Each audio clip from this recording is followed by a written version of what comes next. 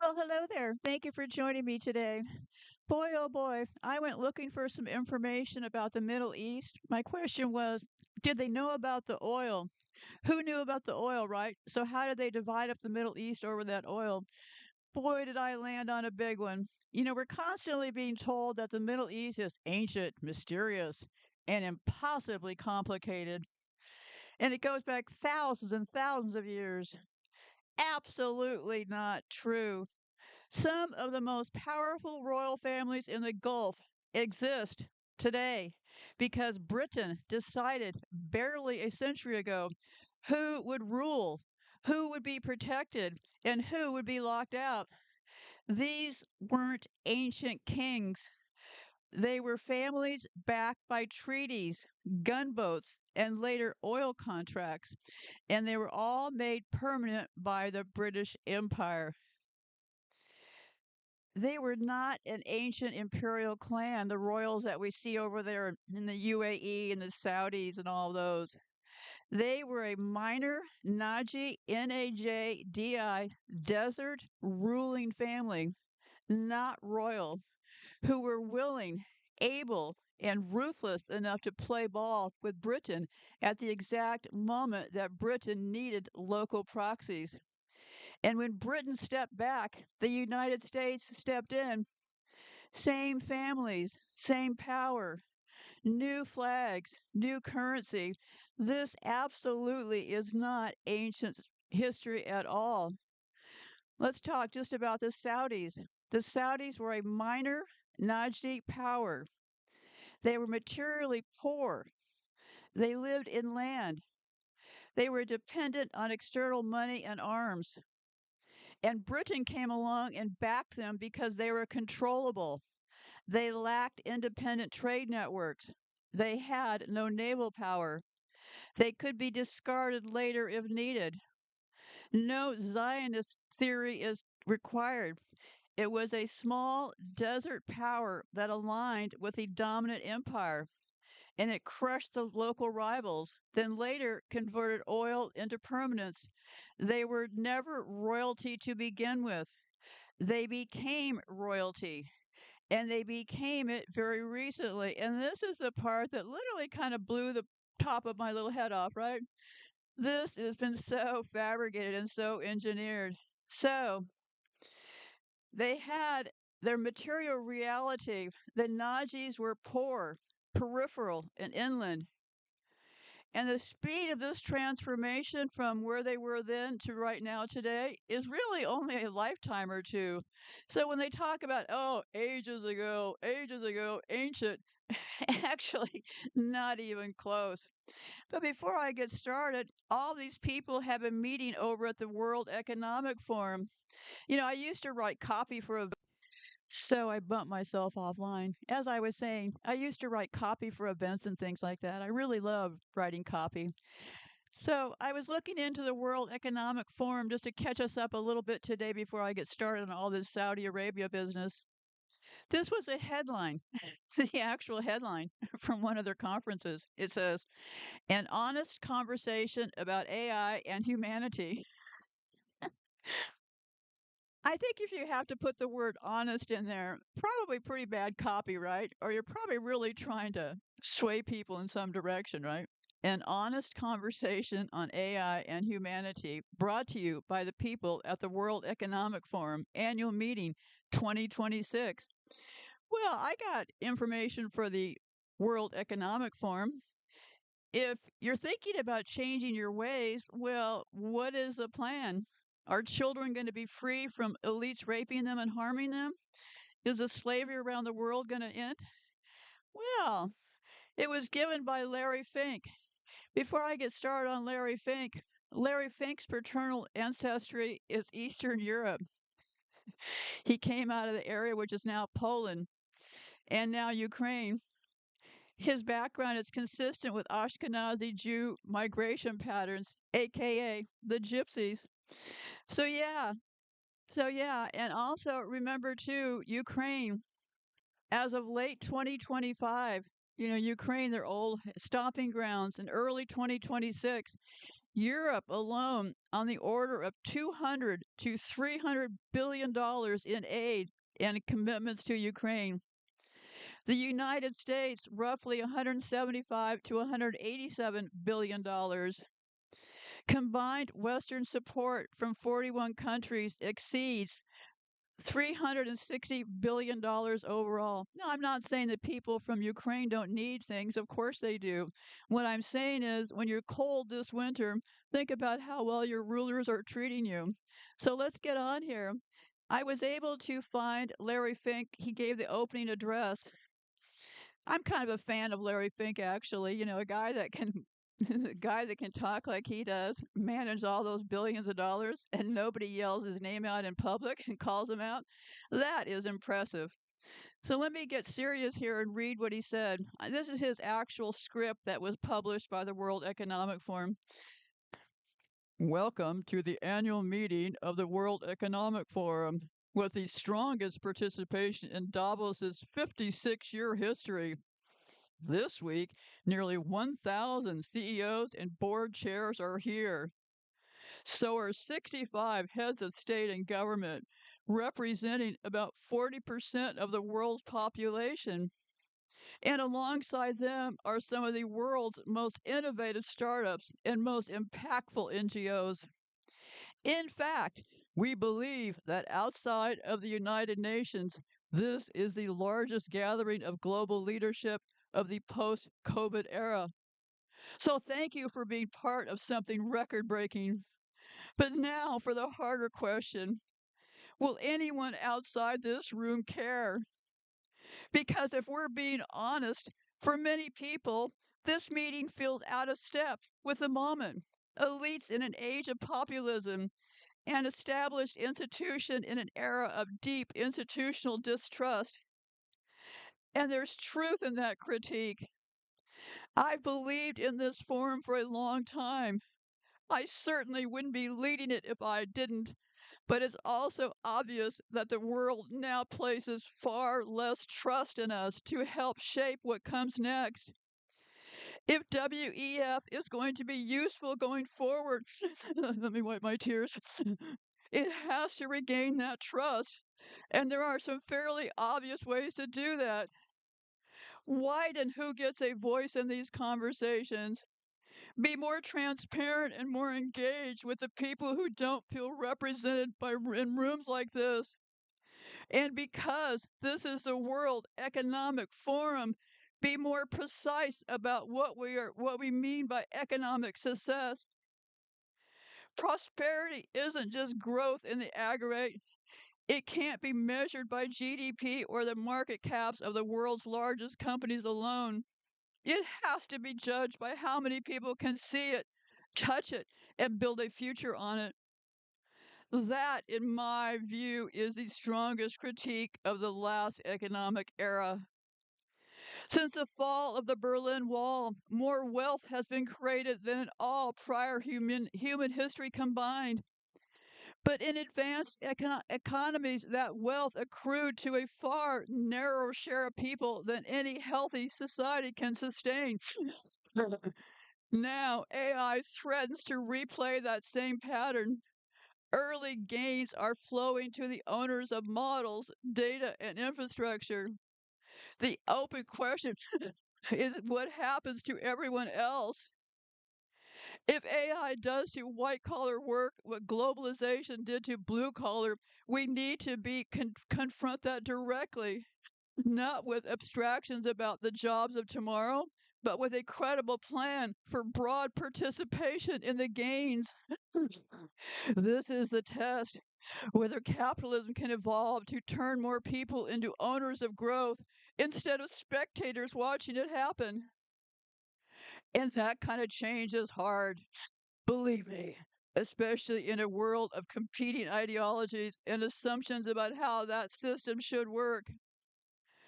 I think most people, at least intellectually, know that finding common ground with a stranger is a hopeful thing. It restores your faith in humanity a bit. But how often does that actually happen? However, hopefully, a little more often now. because dialogue, especially the listening half, is what the World Economic Forum is going to do more of. Damn it, we're going to do more of this. For 56 years, the World Economic Forum has been synonymous with Davos, and that's likely to remain true for a while. Many of the people most affected by what we talk about here will never come to this conference. That is the central tension of this forum. That's why this year's theme is a spirit of dialogue. Because dialogue, especially the listening half, is what the World Economic Forum is going to do more of. Damn it, I told you we're going to do more of it. This forum can't remain an echo chamber. The objective isn't agreement, it's understanding. Davos, yes, but also places like Detroit and Dublin where those poor people live. The mountain will come down to earth. We're here for something bigger than ourselves in the organizations we represent. We believe economic progress should be shared. We believe prosperity should reach further than it has. I swear that's how we really feel. And we believe institutions like WEF still matter for making that happen. Well, quite a little speech from old Eastern European Larry Fink. And from the comments, somebody really nailed it. They said this: Davos is an elite gathering shaping a world that they believe belongs to them, while the sane and honest are robbed and manipulated by them, is the actual truth. So, how does all this stuff happen? Let me just go through some little details here. Lately in the Middle East, we've been hearing about things like that fabulous Dubai chocolate. They had a big comedy festival with U.S. comedians. We've been saturated with Davos. We've been saturated with sports over there in Dubai, tourism, culture, AI, and peace talks. So, what's going on with all of this generation? What's going on with the Saudis and all of these people? Well, we're going to be talking about what I am seeing as a monstrous shift going on. No longer are people going to be negotiating for things. What's going to happen is the people like the UAE and the Saudis are going to be doing a lot of the future negotiations. And you're going to think, well, why would the Saudis and them be negotiating with Iran and Israel? Well, because when I tell this story today, you'll understand totally. So I've been reading about that the U.S., the Ukraine, and Russia delegations head to Abu Dhabi for the first trilateral talks. And then also, they're talking about dealing with Iran and Israel, a strategic move by a Muslim country. And they said the UAE has built an empire from the desert, and we'll get more into that later, but with no real nation beneath it. With over 90% of its population in the UAE being foreign labor and its citizens barely count over a million. The Emirati state is more than a state, it's a society. It leverages oil wealth, port control, air dominance, and a policy of total pragmatism to survive in one of the world's most unstable regions. But the same tactics that brought it power, neutrality, swing diplomacy, and foreign dependency also make it dangerously fragile. The UAE is not becoming powerful because it is virtuous. It is becoming powerful because it is useful in a world where legitimacy has collapsed, but coordination is still required. Yeah, I was looking into all this UA business kind of stuff periphery for many, many years, and actually, this I've said in the past, well, I'm going to be getting back into what's going on in Sudan. Well, yeah, I've been looking into Sudan. I keep seeing the UAE's fingerprints all over it, and the Saudis, they've been in Yemen for a long time, blowing the daylights out of them. And then recently, Dropsite News has reported real overlaps between Epstein, Israel, and the UAE based networks. I think what we're looking at over here is a cabal of the UAE and the folks over there, the global oil people in Israel. And this will become clearer to you later. So, lately in the news, they've been talking about this. I saw this happening. Oh, before I get going, if you think that what's going on is Minnesota is real, well, some of it may be real. Have women been shot in the head? Have men been shot on the ground? Well, I would suggest that you take a closer look. Minnesota is a staging ground. That way they can hang out in one location, act like they're doing all this stuff, and then from there, all those pictures go out around the country. Quite efficient if you really think about it from a staging and marketing standpoint, right? So you stage all your activity, your ICE people being thugs and shooting people in the face and all that kind of stuff in one location makes perfect sense. But how much of the staging is really real? I would have to argue no one got shot in the face and no one got shot on the ground. So look closer for yourself. I don't have time to get into it all today, but the world is their stage. And speaking of that, one last detail over on my website, I have updated my top pods. I have a section called Top Pods. And if you look on that page, all of those podcasts there are downloadable right from that page. So you can go down that page, pick out the shows you want to listen to later, and you can download them right there. And when you download a file, what you need to do is just copy. When you download it, it shows up with the file name, but what you want is the actual show name. So you just copy and paste the show name into your downloaded file, and there you have it, right there on your device. Whenever you want to listen to whatever show, you can listen to it right there. So anyway, so this is going. Here's something that seems to be going around social media, and I saw this. I think one of their people was talking about, but of course they don't ever say where they got the information from unless they got it on Twitter. Social media is just a cabal of them sharing information. But here's what it said: the future plan for the U.S. is to designate governments as narco terrorism, and then deploy the military to capture leadership, then to install cooperative interim authority. And just like Venezuela, issue an executive order voiding all prior obligations so you get to keep the money. And then deposit the proceeds in jurisdictions beyond legal reach. So you're asking yourself, well, yeah, okay, this is interesting, but this is about Venezuela. And today we're talking about UAE. Well, actually, where did that money go? Well, what happened was this was that all that Venezuelan money that got seized, well, it got deposited. It got deposited in the Middle East. So essentially, what happened was they grabbed the money from the boat of oil they took from the Venezuelans, citizens of Venezuela, and they made the executive summary saying, "Hey, we own it all," and then they deposited the money in the Middle East. Because I believe that region, the oil region, is going to become their new headquarters. And by the time I'm done with this show, you'll say, yeah, that really makes sense. But for now, it's going to appear kind of fragmented. So let me just keep reading here. So, um, what's going to happen is there's a big shift, okay?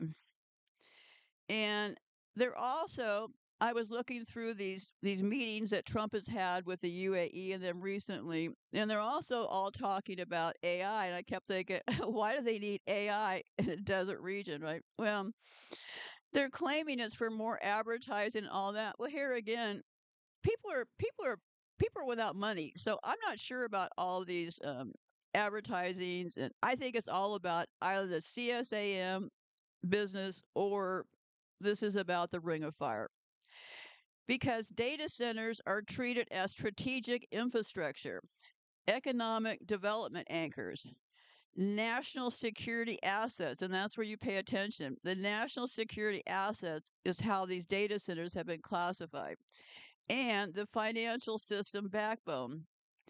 So once they got classified that way, they now outrank what your home needs, what your small business needs, and hospitals without lobbying power need, or municipal services. So everything shifts to the national security assets, meaning that the model was normalized first in the United States, especially in deregulated or weakly regulated power markets. So the global expansion of data centers follows a standardized, this is where it all got started, the root of data centers. So if you're thinking about fighting them in your own country, it is a standardized playbook, first normalized in the United States, and that included long term power guarantees, priority grid access, public subsidy, and private insulation from failure.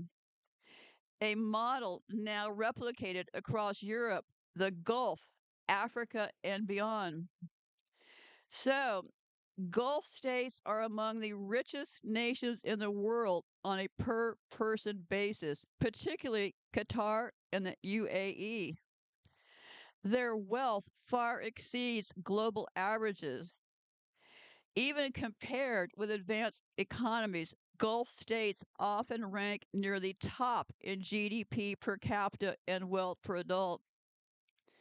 Total national wealth is also very large, especially for Saudi Arabia and the UAE, driven by sovereign investment assets. So, how did they get so rich, right? How did they get so rich? Well, I think this has all been just planned out like a big marketing event. So, this isn't about ancient tradition. This isn't about cultural coincidence or regional misunderstandings. It's about design. Qatar, the UAE, or the United Arab Emirates and Saudi Arabia did not emerge as modern states by accident, and they do not behave the way they do by chance. Their borders, their ruling families, their security guarantees, their energy systems, and even the way their power presents itself visually were stabilized inside a tightly managed imperial transition from Britain to the United States. And all three of them even dress in a very similar fashion. These states argue loudly, posture publicly, and occasionally cut ties, but none of them operate outside the same Western security umbrella, the same dollar based energy economy, or the same liability shielded order that was finalized between roughly 1945 and 1975. That, my friends, is not that long ago. This matters because the mythology still told about the Middle East, that chaos is endemic, that alliances are emotional, that traditions simply persist, functions as a cover. It hides how borders were drawn to secure concessions, how dynasties were selected for reliability, how oil was locked into contracts before the sovereignty even arrived, and how the dollar replaced gold with Gulf energy as its anchor. It also hides how violence is outsourced, accountability is fragmented, and responsibility is endlessly rotated so no single actor is ever liable. So, why Saudi Arabia and the UAE look interchangeable to outsiders? Why Qatar could be blockaded and still survive? Why media, money, weapons, and silence move along the same protected corridors, and why wars in Yemen and Sudan follow patterns that feel disturbingly familiar. Because they are not local improvisations, they are inherited methods. So, what kind of royalty existed in the Gulf before Britain got there? Pre Britain Gulf rule was tribal and kinship based, not centralized nation states. Authority then derived from lineage, religious legitimacy, control of trade routes, water, or protection. They were often unstable and frequently there was internal conflict. For example, I don't consider the 1700s that long ago. They have the Al Saud lineage that emerges the mid 1700s, and that lineage had been ruling since 1752. So these are the lineages that were there prior, okay? Prior to when Britain did. So Britain did not create Gulf rulers from nothing, but it decisively transformed them. From 1820 to 1916 was a British protection plan. Britain signed treaties with Gulf sheiks to suppress piracy, secure sea lanes to India, exclude rival European powers. And the key treaties, the 1820 General Maritime Treaty, 1853 the Perpetual Truce, 1892 exclusive agreements. No foreign relations without the UK was that agreement. So the UK, as of 1892, was thoroughly embedded. And that meant that no foreign relations without the UK. So then Britain froze certain families in power. They eliminated their rivals. And Britain then defined the borders where none had existed.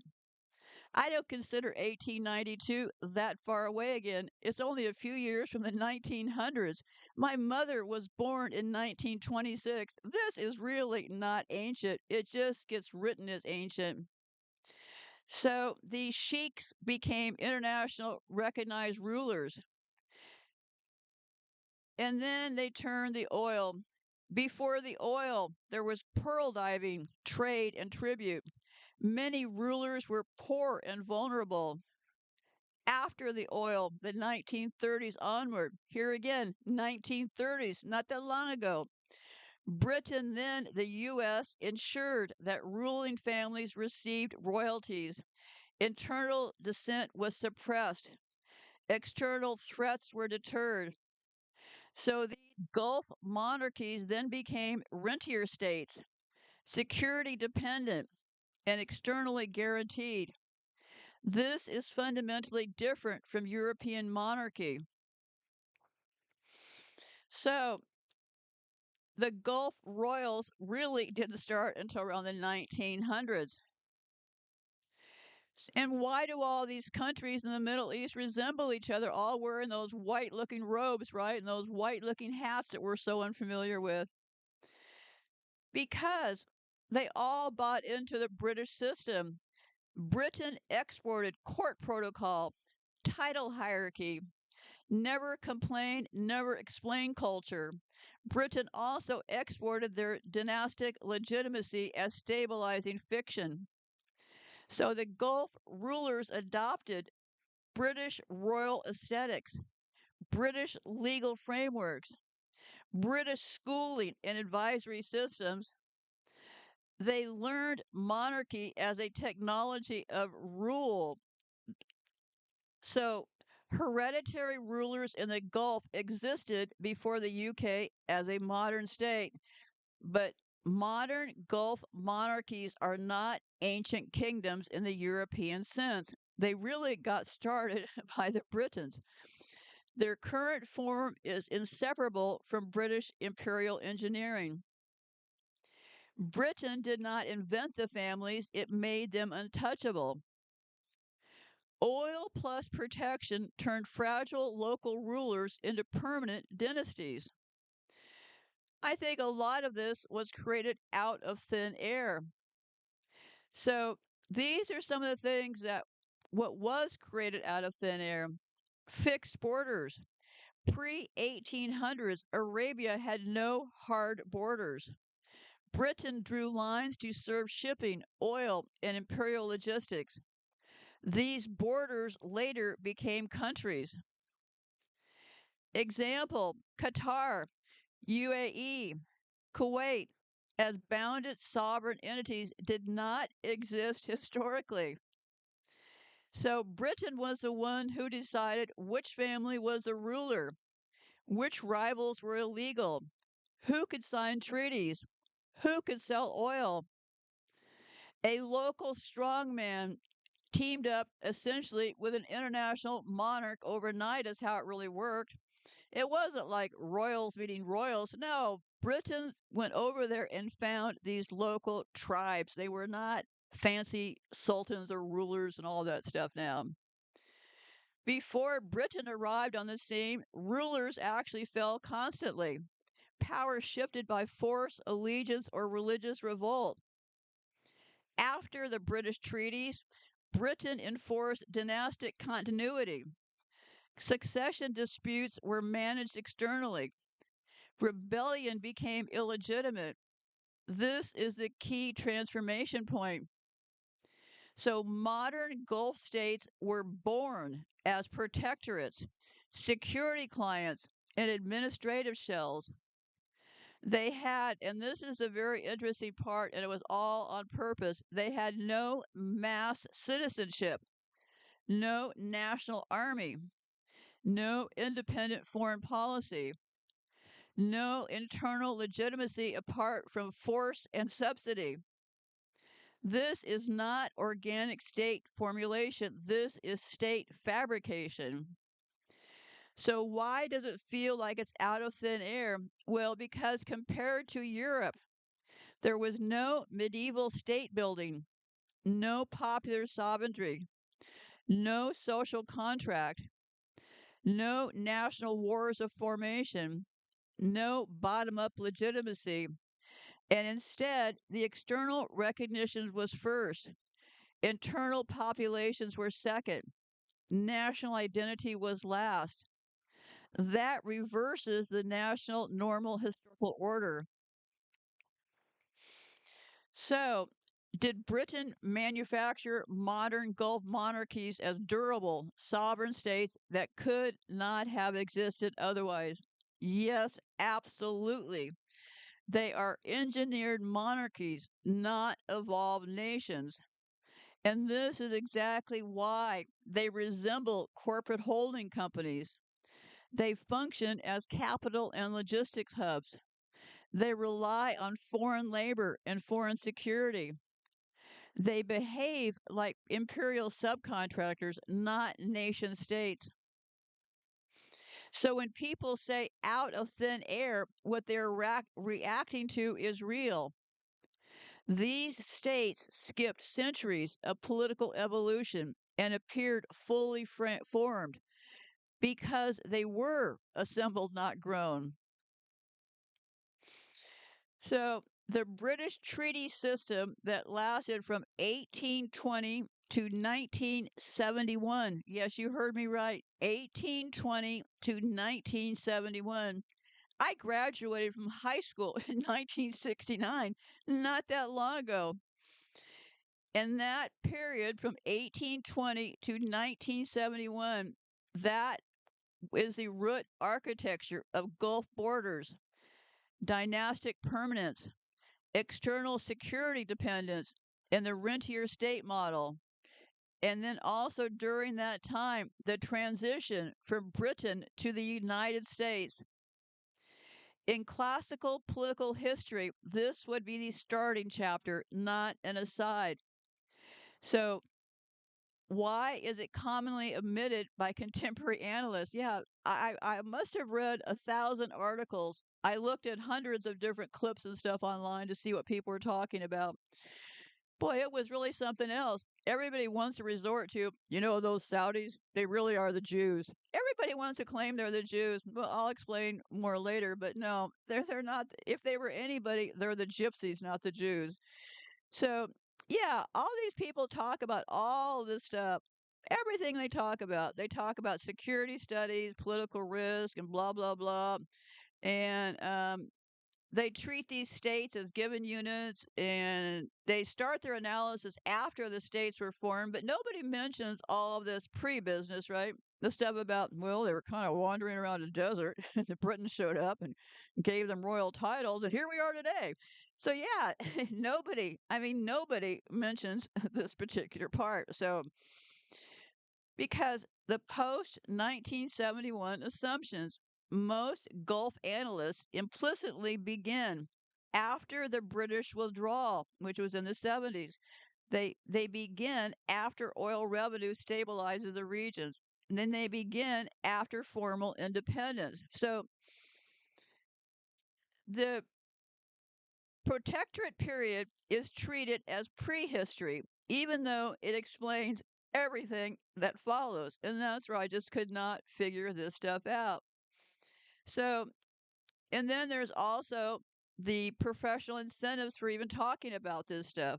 Gulf states fund think tanks, they fund fellowships, they fund conferences, and analysts rely on elite access. So, directly framing monarchies as imperial construction is career limiting. So, you can critique policy behavior. You generally cannot critique foundational legitimacy. And that's what this show today is all about. These people in those robes and stuff were just created out of thin air. So, in modern geopolitics prefer the fiction that states are neutral actors, that sovereignty is organic, that borders are settled facts. And when you look into this stuff in the Middle East, borders are part of how they create all this confusion. So it becomes, it starts to look like storytelling to me because, like I said, like this one really big guy called Dr. Krieg, he was all over the place, an analyst, very serious young man. He emphasizes proxy warfare, narrative control, strategic autonomy, security outsourcing, and non state actor management. But these are second order phenomena. They only make sense because monarchies were externally stabilized. Internal legitimacy was never popular, and security was always outsourced. So, yeah, so there's just when you go, if, hopefully you'll go and read more yourself, but what you're going to find is, well, either they're going to blame the Jews or they're going to be talking post 1971. And nobody seems to really want to touch on the fact that, well, these people seem to me to be kind of created out of thin air. Well, that's my view, right? So, when the root cause is omitted, Gulf monarchies appear ancient and inevitable. When you get rid of the root cause, absolute rule appears cultural, not engineered. When you get rid of the root cause, external dependency appears strategic, not structural. And mediation roles appear organic, not designed. So, yeah, because I started off saying that now they're talking about, yeah, I can't remember which one of them it was. I'll remember in a minute here, but yeah, the problem with Iran and Israel, yeah, bring it over here to Dubai. We'll chit chat about it. We'll solve this problem.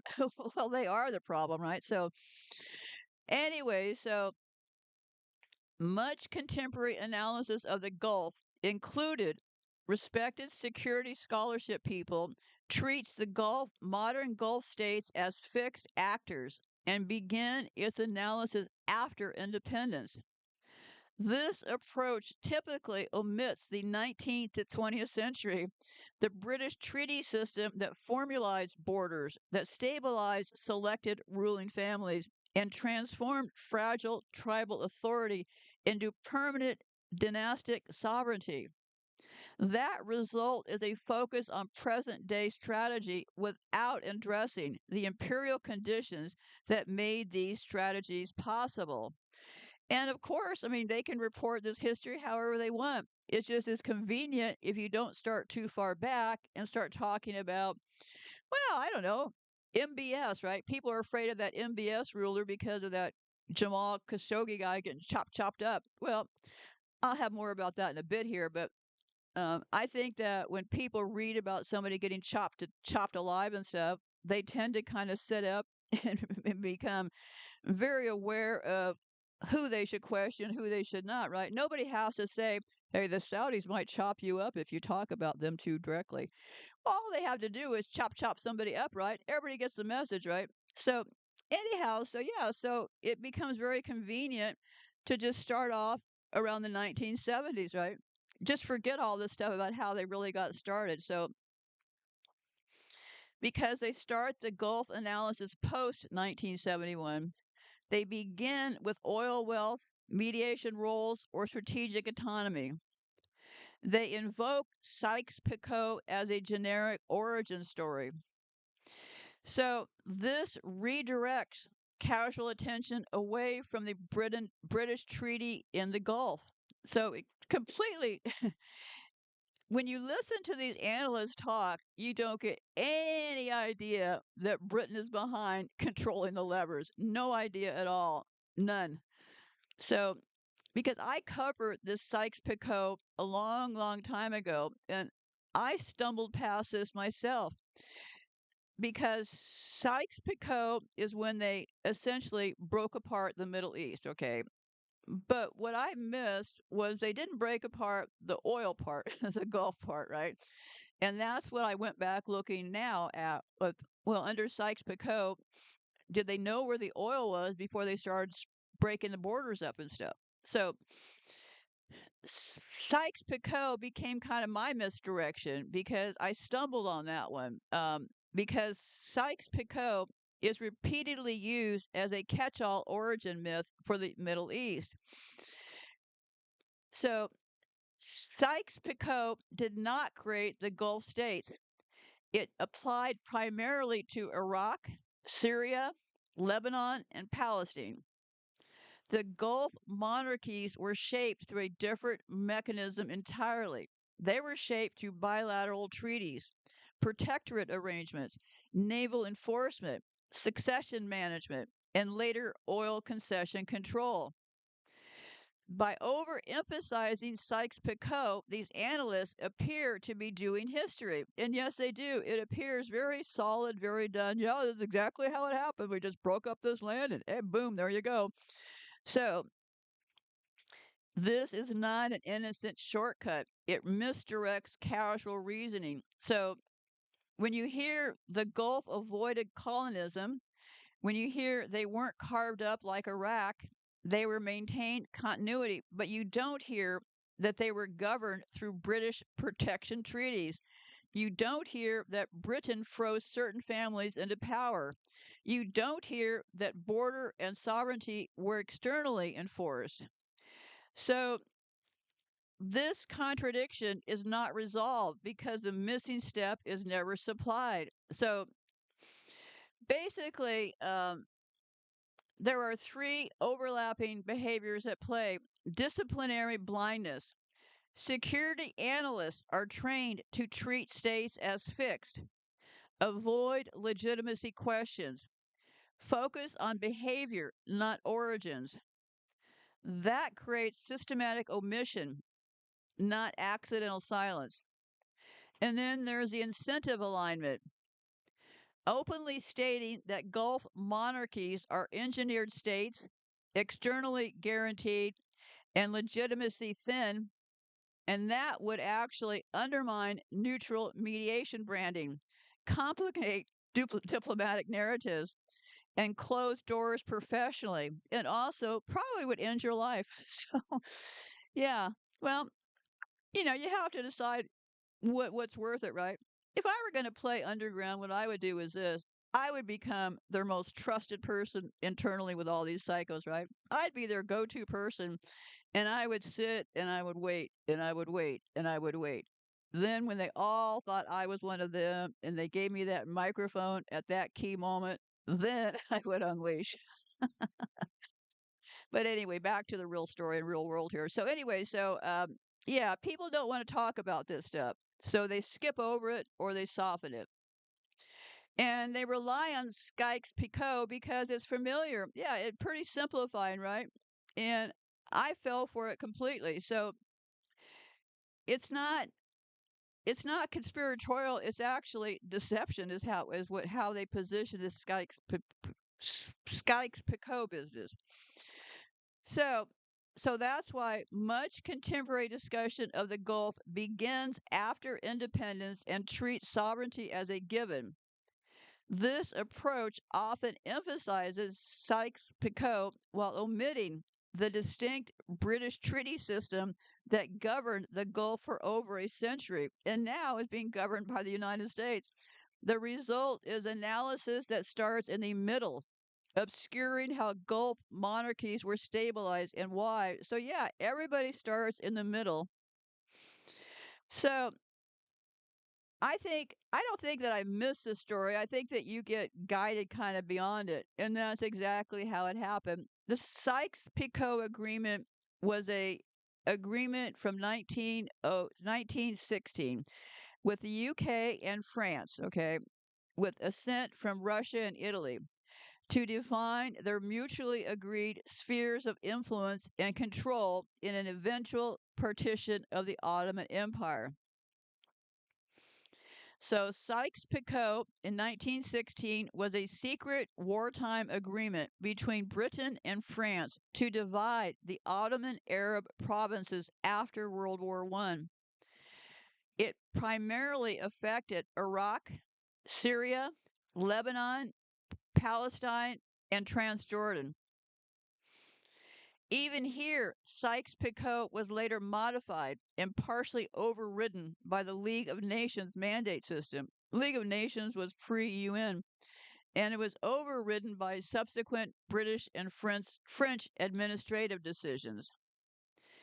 But Sykes-Picot did not create Saudi Arabia, UAE, Qatar, Kuwait, Oman, or Bahrain. Those came from a separate British imperial strategy.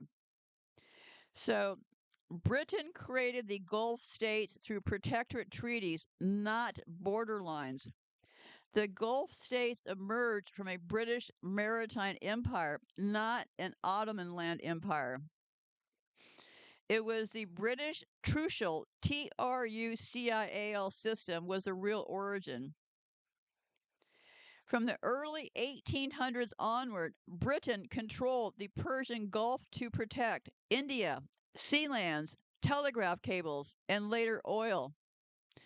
Britain did this by signing treaties with local ruling families, not by annexation.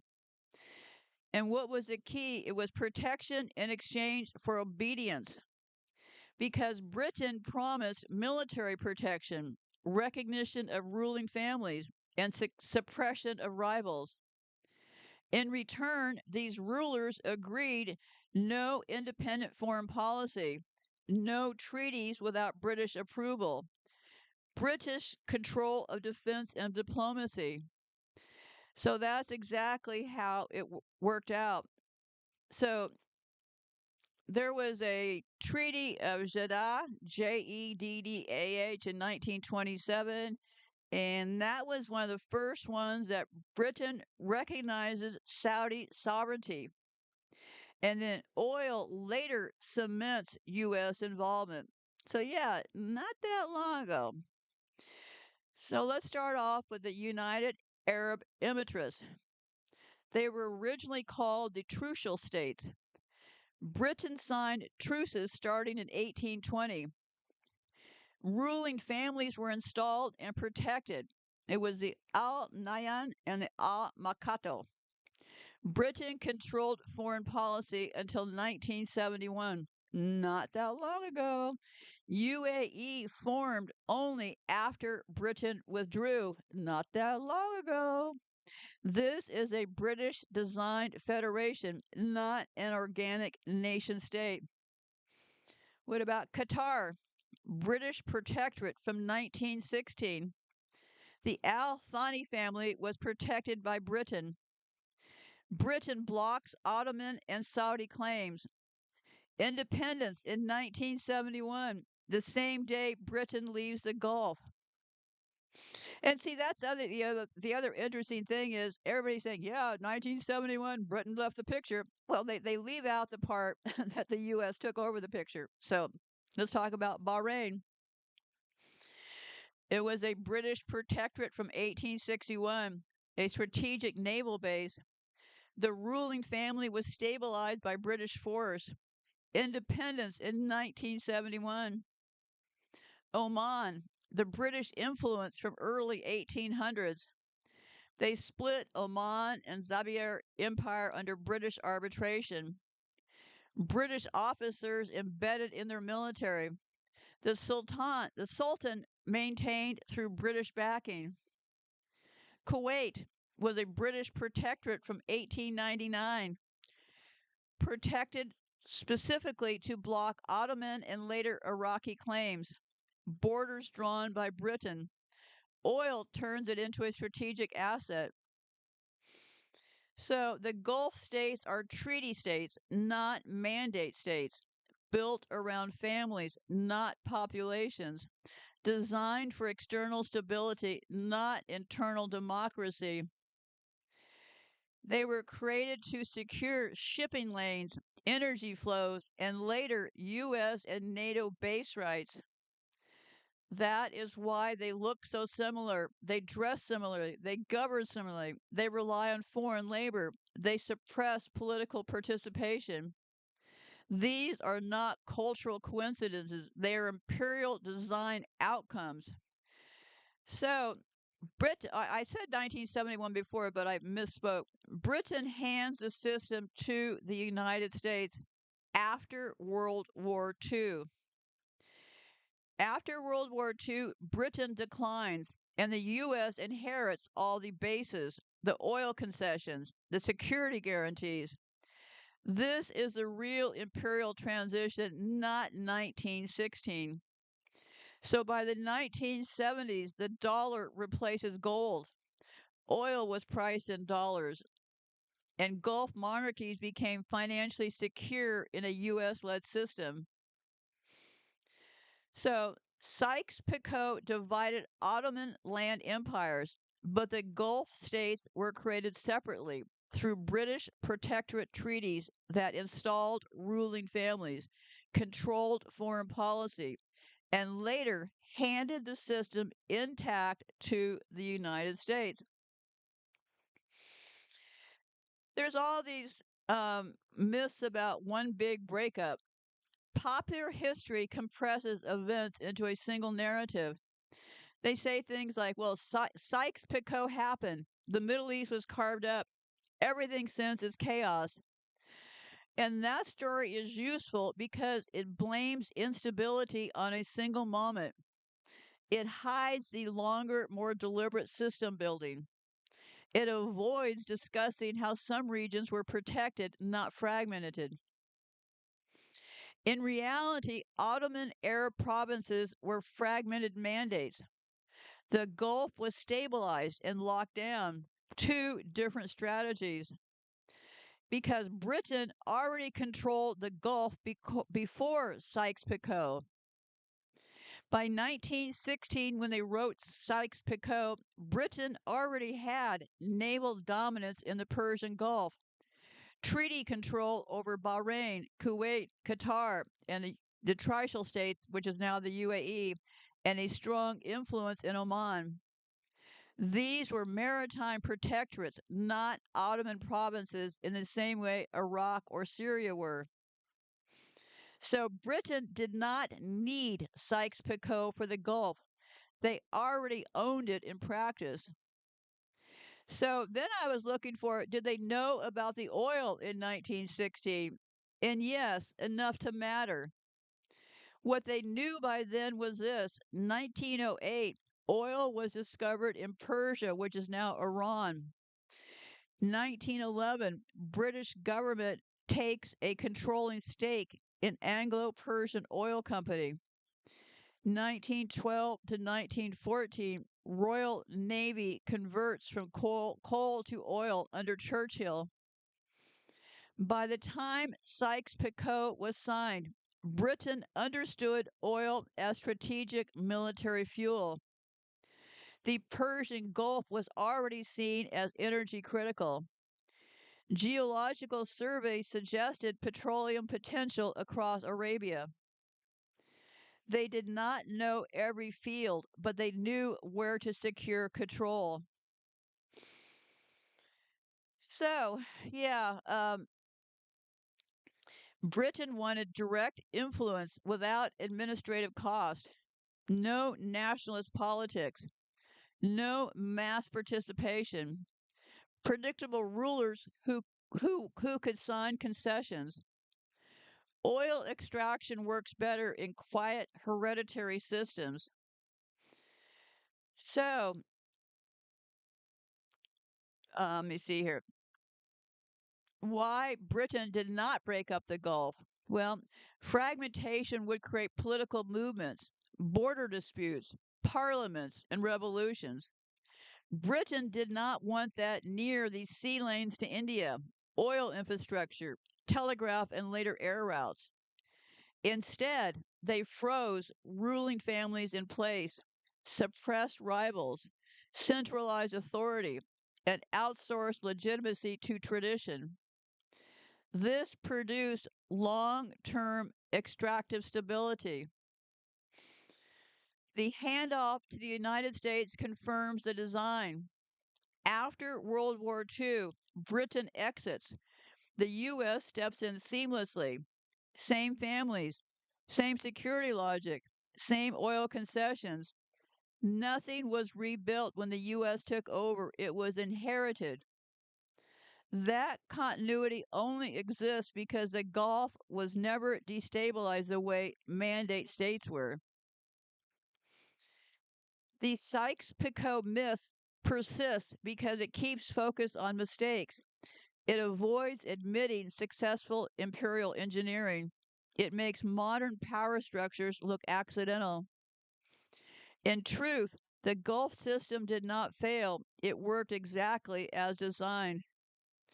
So essentially, the Gulf states were excluded from Sykes-Picot because Britain already controlled them through treaties and had every incentive, especially oil and naval security, to preserve stable family run regimes rather than break them apart.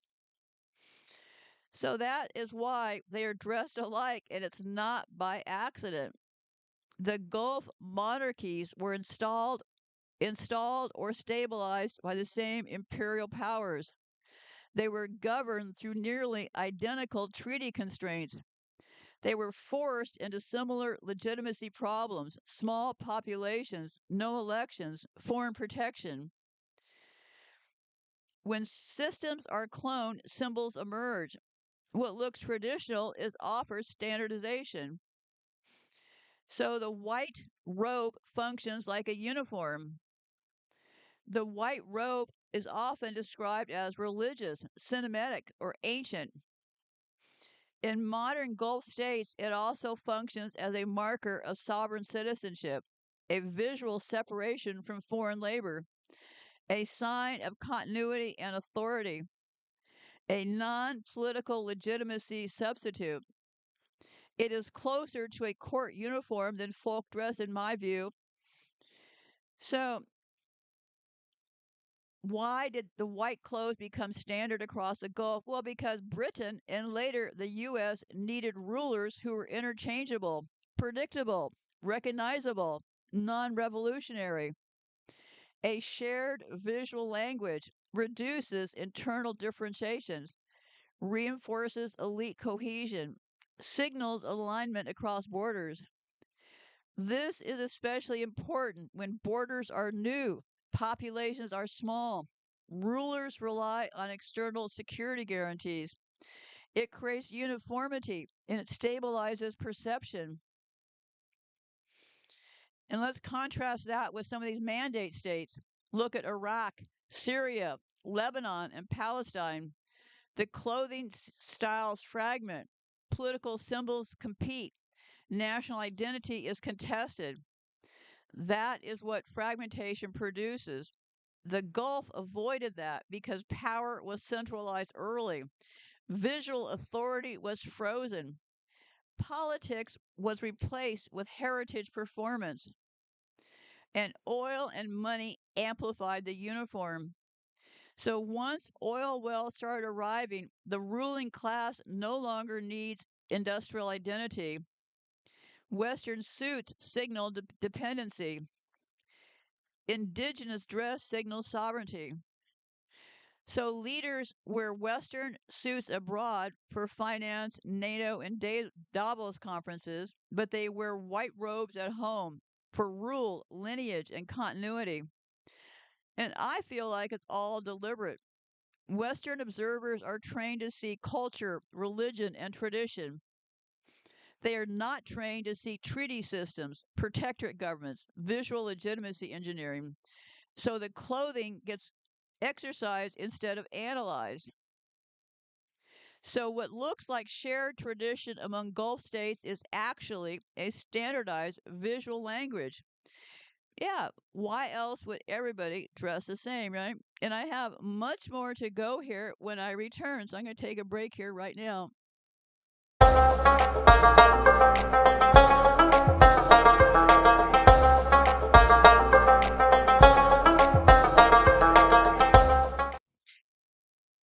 Okay, in this file, I pulled together some information that I had in my Sudan file about gold. Also, I'll be talking in this segment about noses, those noses on their faces. And also, what got me started was this famous picture of a Saudi king and George Bush. So, and I traced all of these people bit by bit over on my webpage. I think you'll notice that a lot is being said right now about gold. Gold is all the talk. Everybody's trying to sell you gold. I'll be going into why.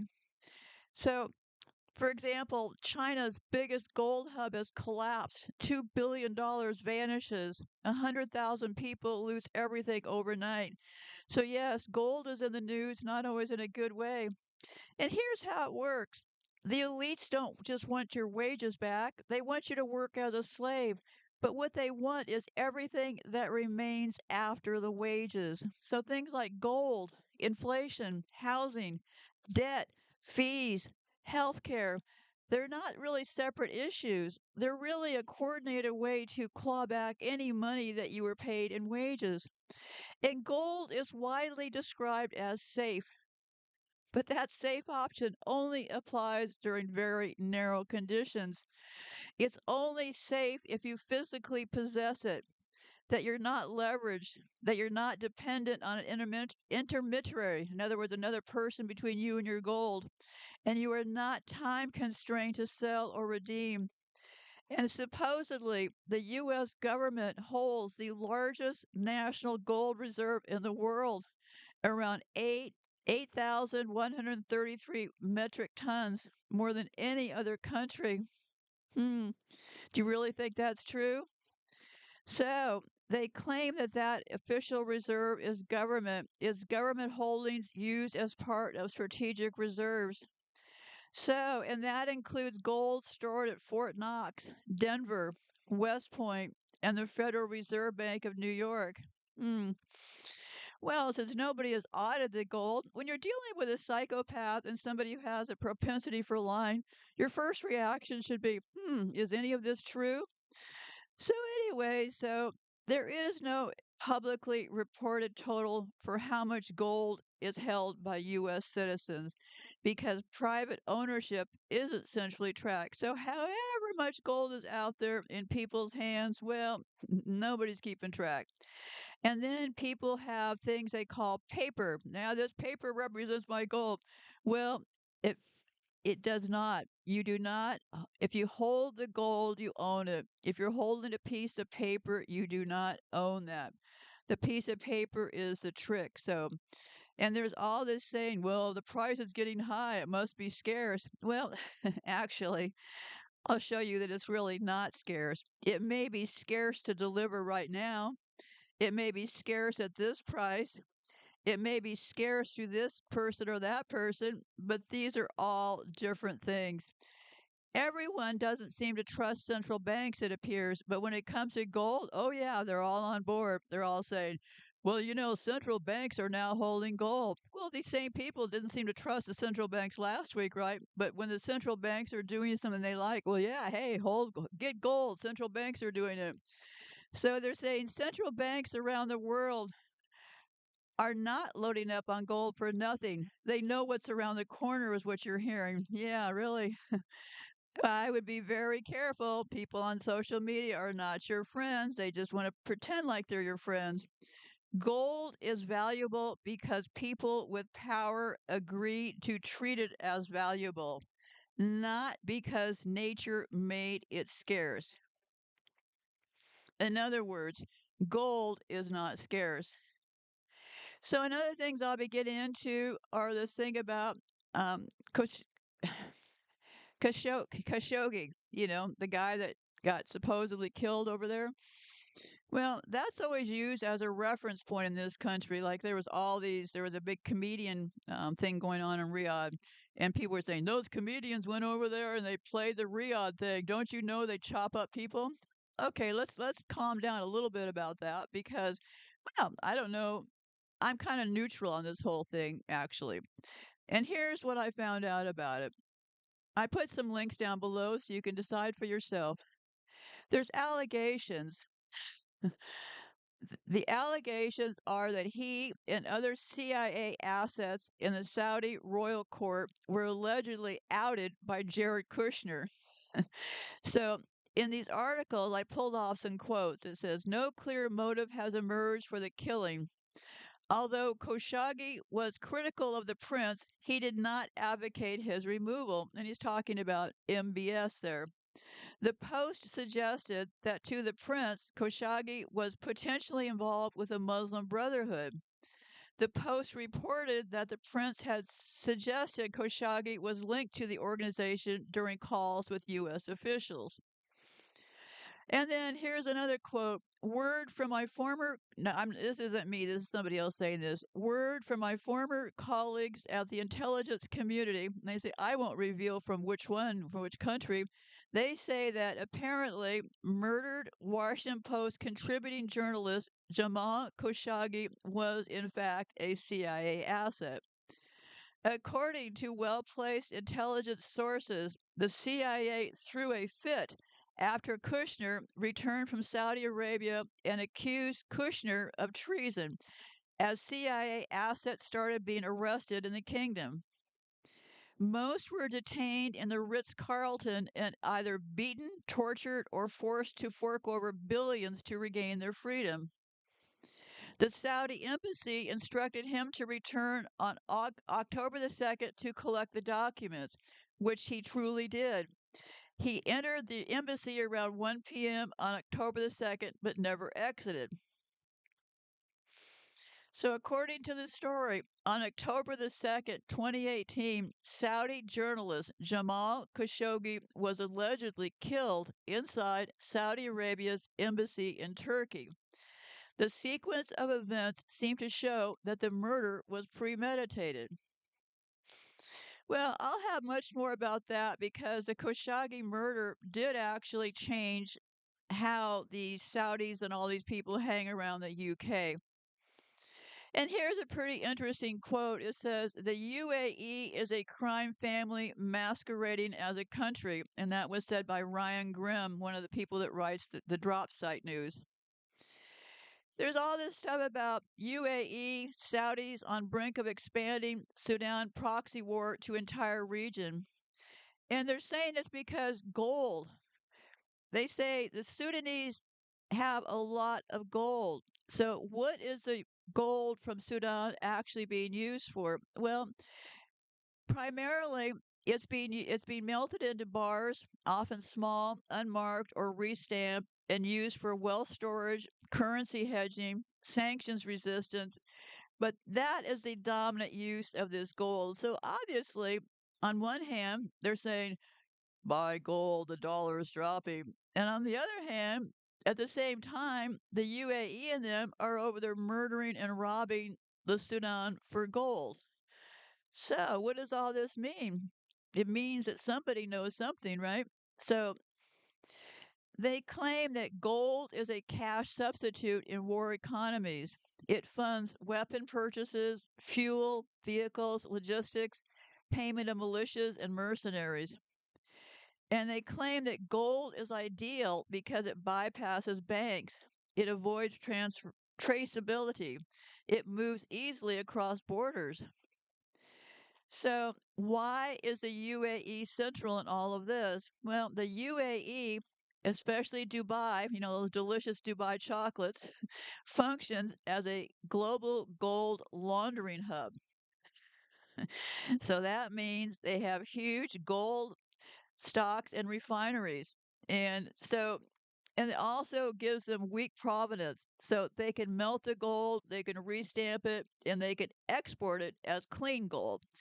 So basically, this gold goes from over there, wherever they're stealing it from. In this case, it would be the Sudan, over to Dubai, and that is where it starts to get cleaned up. So the Sudanese gold leaves the country often informally. It enters the UAE markets. It is refined and relabeled. Then it enters the global supply chain. So what they basically do is they clean it up, and then it goes to Switzerland, and then they mark that gold mark they put on things that says stamp, stamp. So anyway, so they stamp the gold, and so then everybody can forget all of that other stuff. Don't worry about those black people in mines getting killed for this gold. Just get that all out of your pretty little minds. This stuff is all stamped Switzerland. So, and how much of this gold is used for jewelry? Well, it is, but it's secondary. Jewelry use happens after refining in the UAE or elsewhere. Once gold is blended into larger pools, so it becomes indistinguishable from other sources. Interesting how they clean it up. But jewelry is not the driver for getting all this gold. Like no one is killing villages to get more necklaces. The value is in the fungibility and liquidity, not as jewelry. Think of jewelry as a downstream endpoint, not the motive force. So, why gold? Why not oil? Why not diamonds? All of these things should be suspiciously at the top of your mind. Gold, oil, diamonds, all with fluctuating prices, just like land. So they claim that gold is uniquely suited because it has a high value per kilogram, no expiration date, no serial numbers once it's melted, universally accepted, easy to hide, move, and trade. So that makes it perfect for proxy wars, resource extraction during chaos, and foreign influence without formal occupation. So here's how it works. Most of the gold will leave the Sudan informally due to weak regulation and conflict. Those words are always so handy now, aren't they? A large share of the gold from the Sudan is then exported to the UAE first, especially Dubai. Don't stop at eating any chocolates on your way. The region's major gold market, where origin is often obscured. Starting to sense a little bit of criminality going on here. So it's processed or traded in the UAE. In Dubai and other Emiratis, gold may be smelted and mixed with other sources, recast into bars or other forms, resold domestically or onto global markets. At this stage, provenance typically loses any clear link to the Sudan. So, and along comes their friends from Switzerland. Switzerland is one of the biggest precious metal refining hubs in the world. Swiss refiners import large quantities of gold from the UAE, which officially appear to originate in the UAE, but may hide earlier Sudanese origin. So now we only see that, well, maybe it's coming from the UAE. The Sudan, not so much. So once it's in Switzerland, gold can be purified, melted, and cast into Swiss standard bars. These companies, called Valcambi, one of the world's largest refiners based in Switzerland, produce internationally recognized bullion from criminals to bullions, right? So, gold that initially came formally or informally from the Sudan can end up in Swiss stamp bars and officially enters the gold markets. And this happens because Switzerland is a major global refining hub. Isn't this also handy? Swiss precious metal refineries process hundreds of tons annually. They produce internationally accepted gold bars used in finance and investment markets. Under Swiss import rules, importers, people that bring it in, must do due diligence on sourcing. But critics say that doesn't always catch smuggled or conflict gold whose trail was lost once it passed through places like the UAE. So, NGO investigations have linked Swiss refineries with UAE intermediaries. And everything I'll be saying today, I have over on my website. And if you scroll to the bottom, every little segment I'm talking about, I will have the exact references from where I got this information from. There's really no purpose in making things up unless you're on social media trying to divide and conquer. Here's one thing that most people don't understand. If you're on social media and your friends that you're following are all anti-Trump, you feel really proud, right? Well, I didn't vote for those people. But you did vote for Obama, who murdered more in Yemen and different countries than any person so to date. So when you're slinging things out there at other people, remember it's spattering back on you. And also keep in mind those people on social media, they are part of the government. They may not get their checks directly from the government. They get their checks from places like YouTube and podcasts, but they are direct government mouthpieces. They can't even say they say Trump is horrible and so are all the people who voted for him. They are part of the divide and conquer agenda. They are not our friends. So I will hop off my soapbox at this point. Some days I think, gee, it must be easy to be them. They don't even do research. Hey, so and so, pull up this file. Anyway, I'll be quiet and keep going. I have much more interesting things to say than those crazy people on social media. So, anyways, yes, it has been linked directly to the whole deal with the UAE and who the people are. So, even though gold is officially stamped in Switzerland, the documented country of origin may be the UAE because that's where it entered Swiss customs. So, in actual mining origins like the Sudan may not be transparently disclosed. And of course, this makes it difficult to tell from the finished Swiss bar itself whether the metal came from Sudanese conflict linked sources. Boy, funny how that happens, right?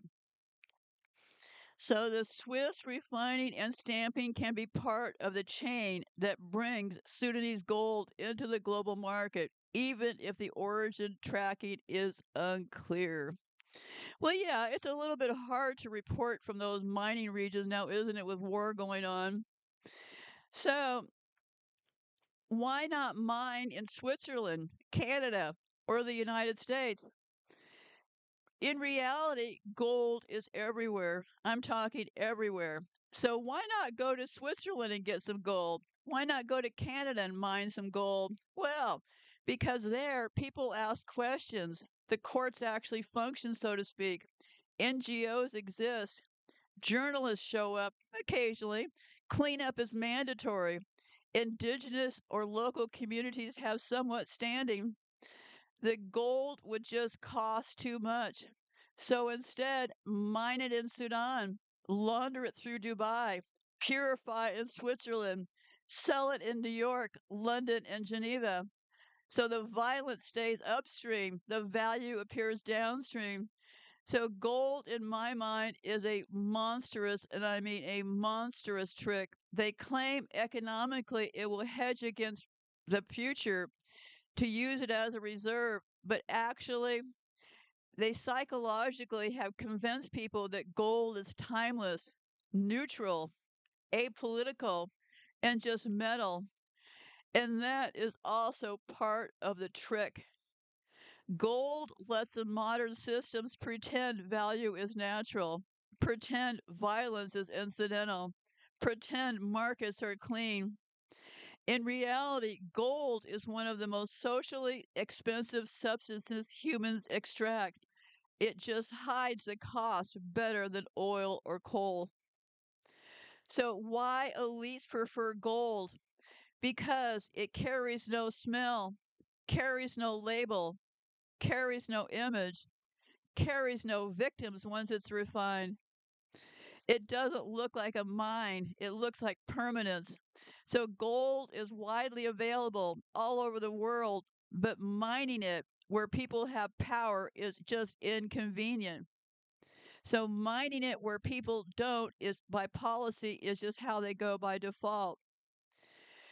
Gold scarcity is manufactured by governance, not geology. Extraction of gold concentrates where lives are the cheapest, and the conflict is not a bug, it is a discount.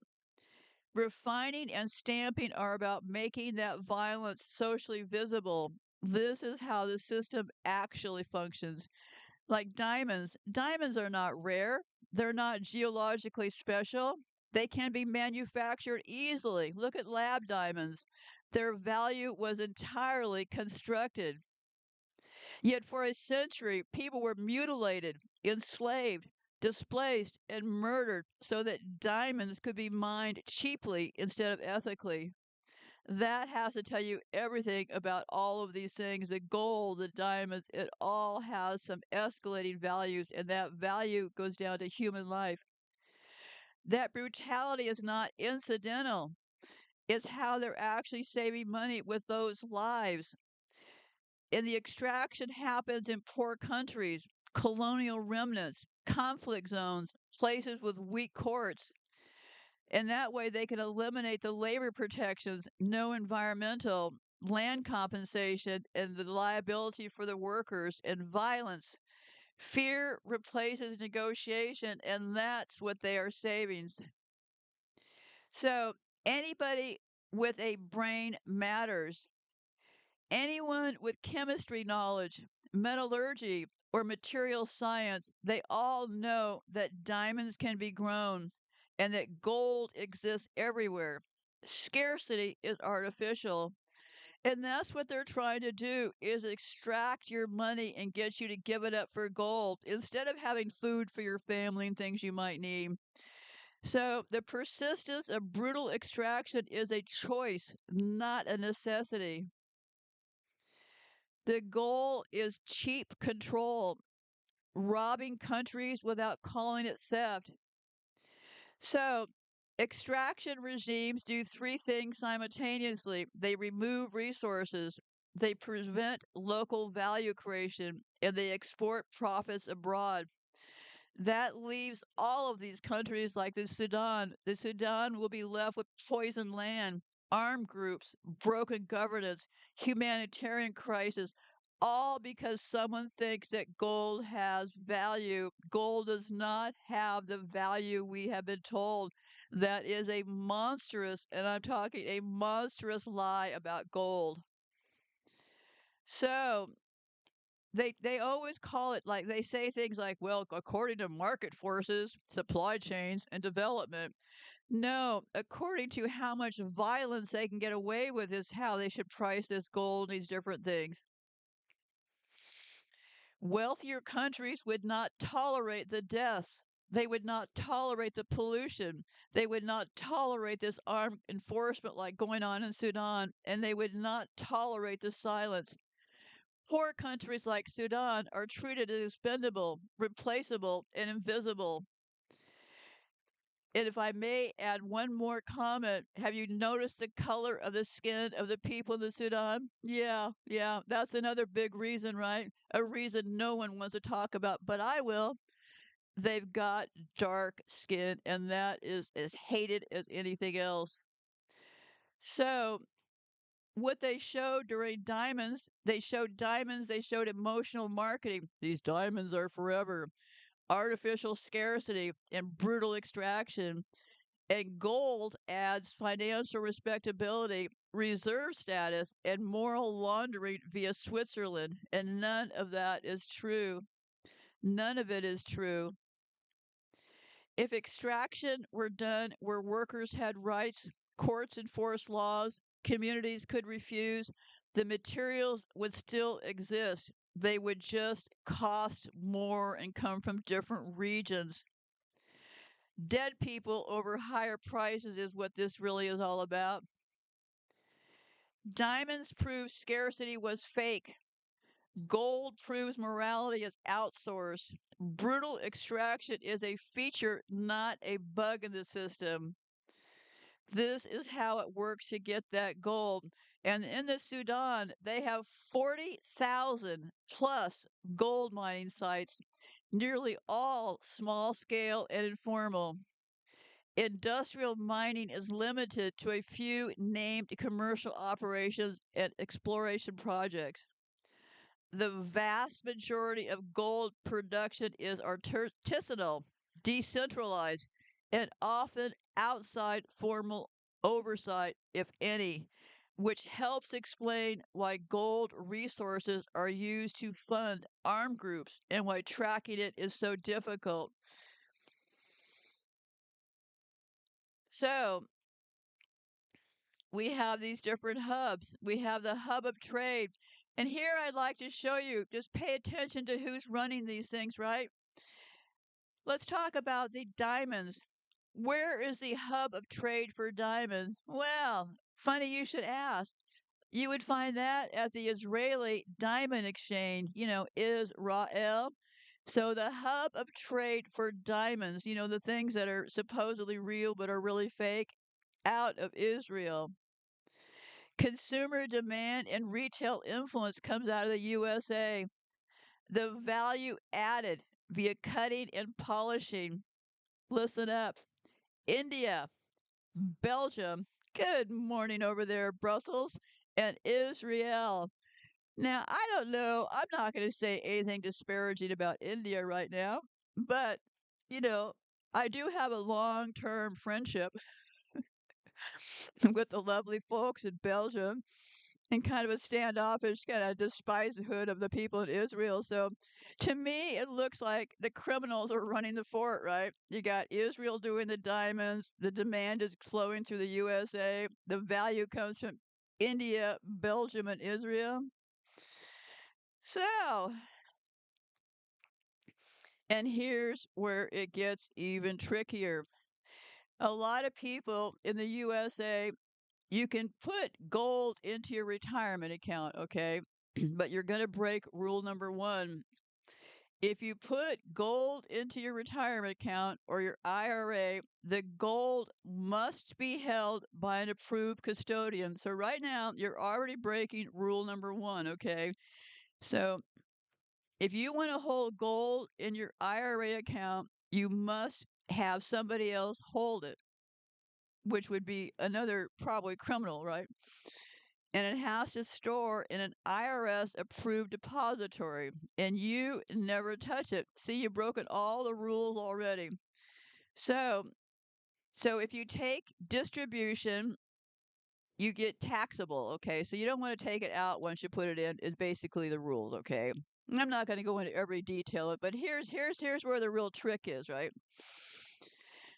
You can have somebody who's an IRS approved custodian, if you happen to trust them, hold your gold. You can get a metals broker hold your gold, or you can go to some depository like the Delaware Depository Brinks place, and they'll hold your gold.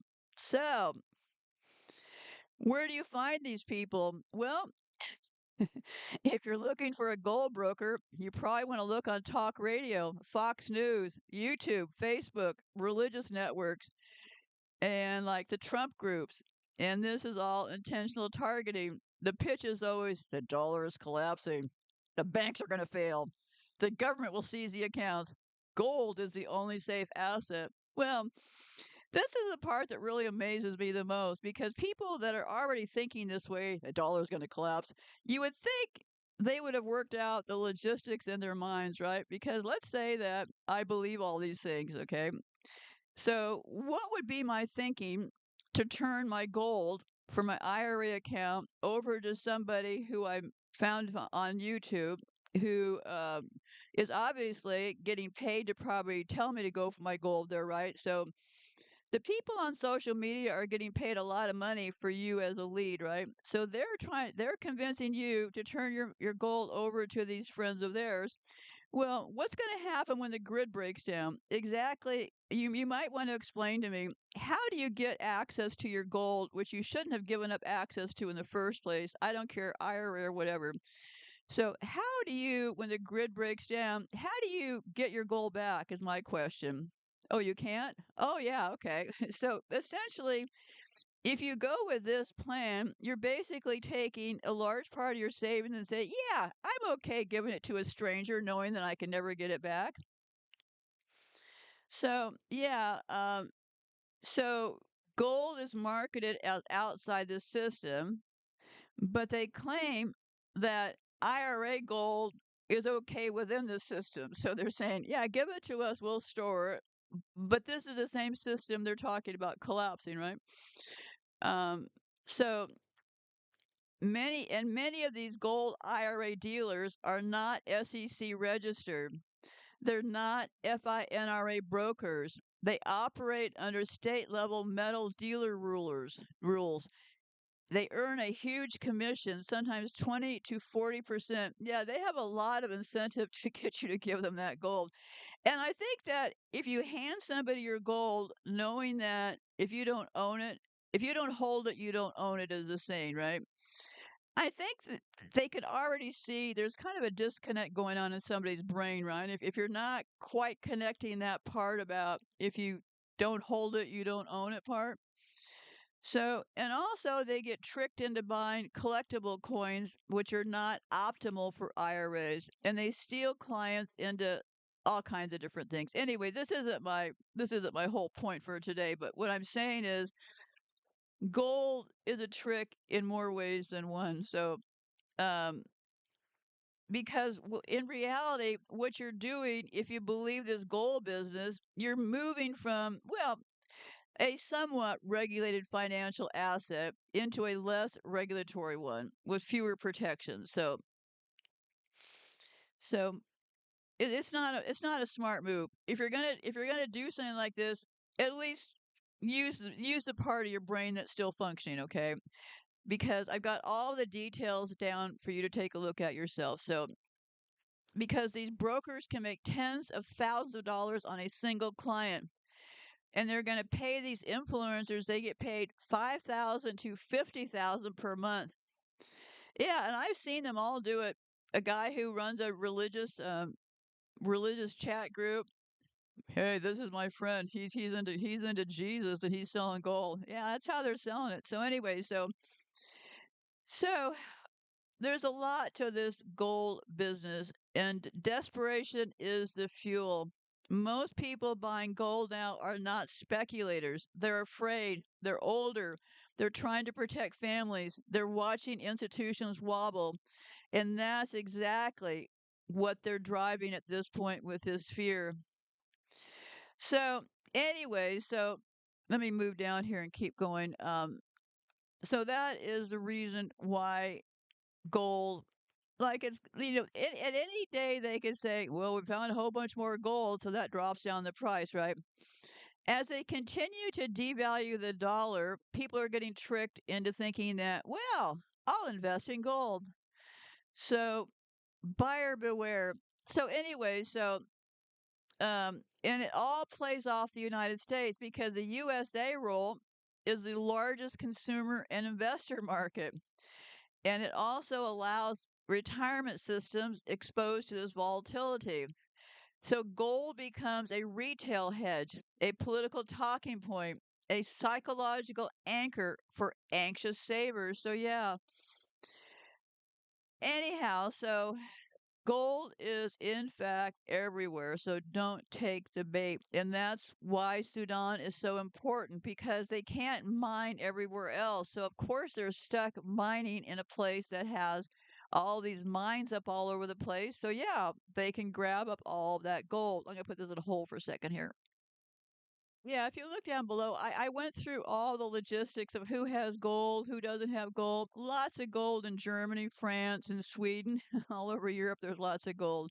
But nobody's going to be mining that gold. So, yeah. So they go where the resistance, same thing as all the other lithium mines and all that. So let's get to this picture that I've been talking about. We're going to reel back the clock here a little bit to 9/11. So, and this was actually a pretty good trick.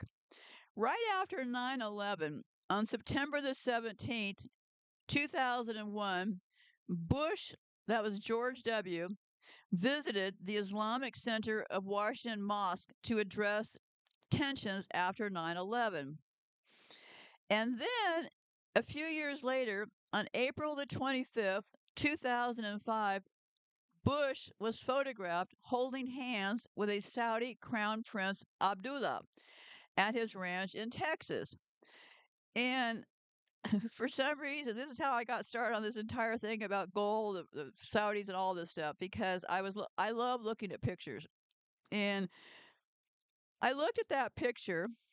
I looked it up for some reason. I just thought, well, let me look at that picture because I was wondering, did they know where the all the oil was before they divided up the Middle East? So who knew where the gold was, right? So when I was looking at this picture, a few things struck me.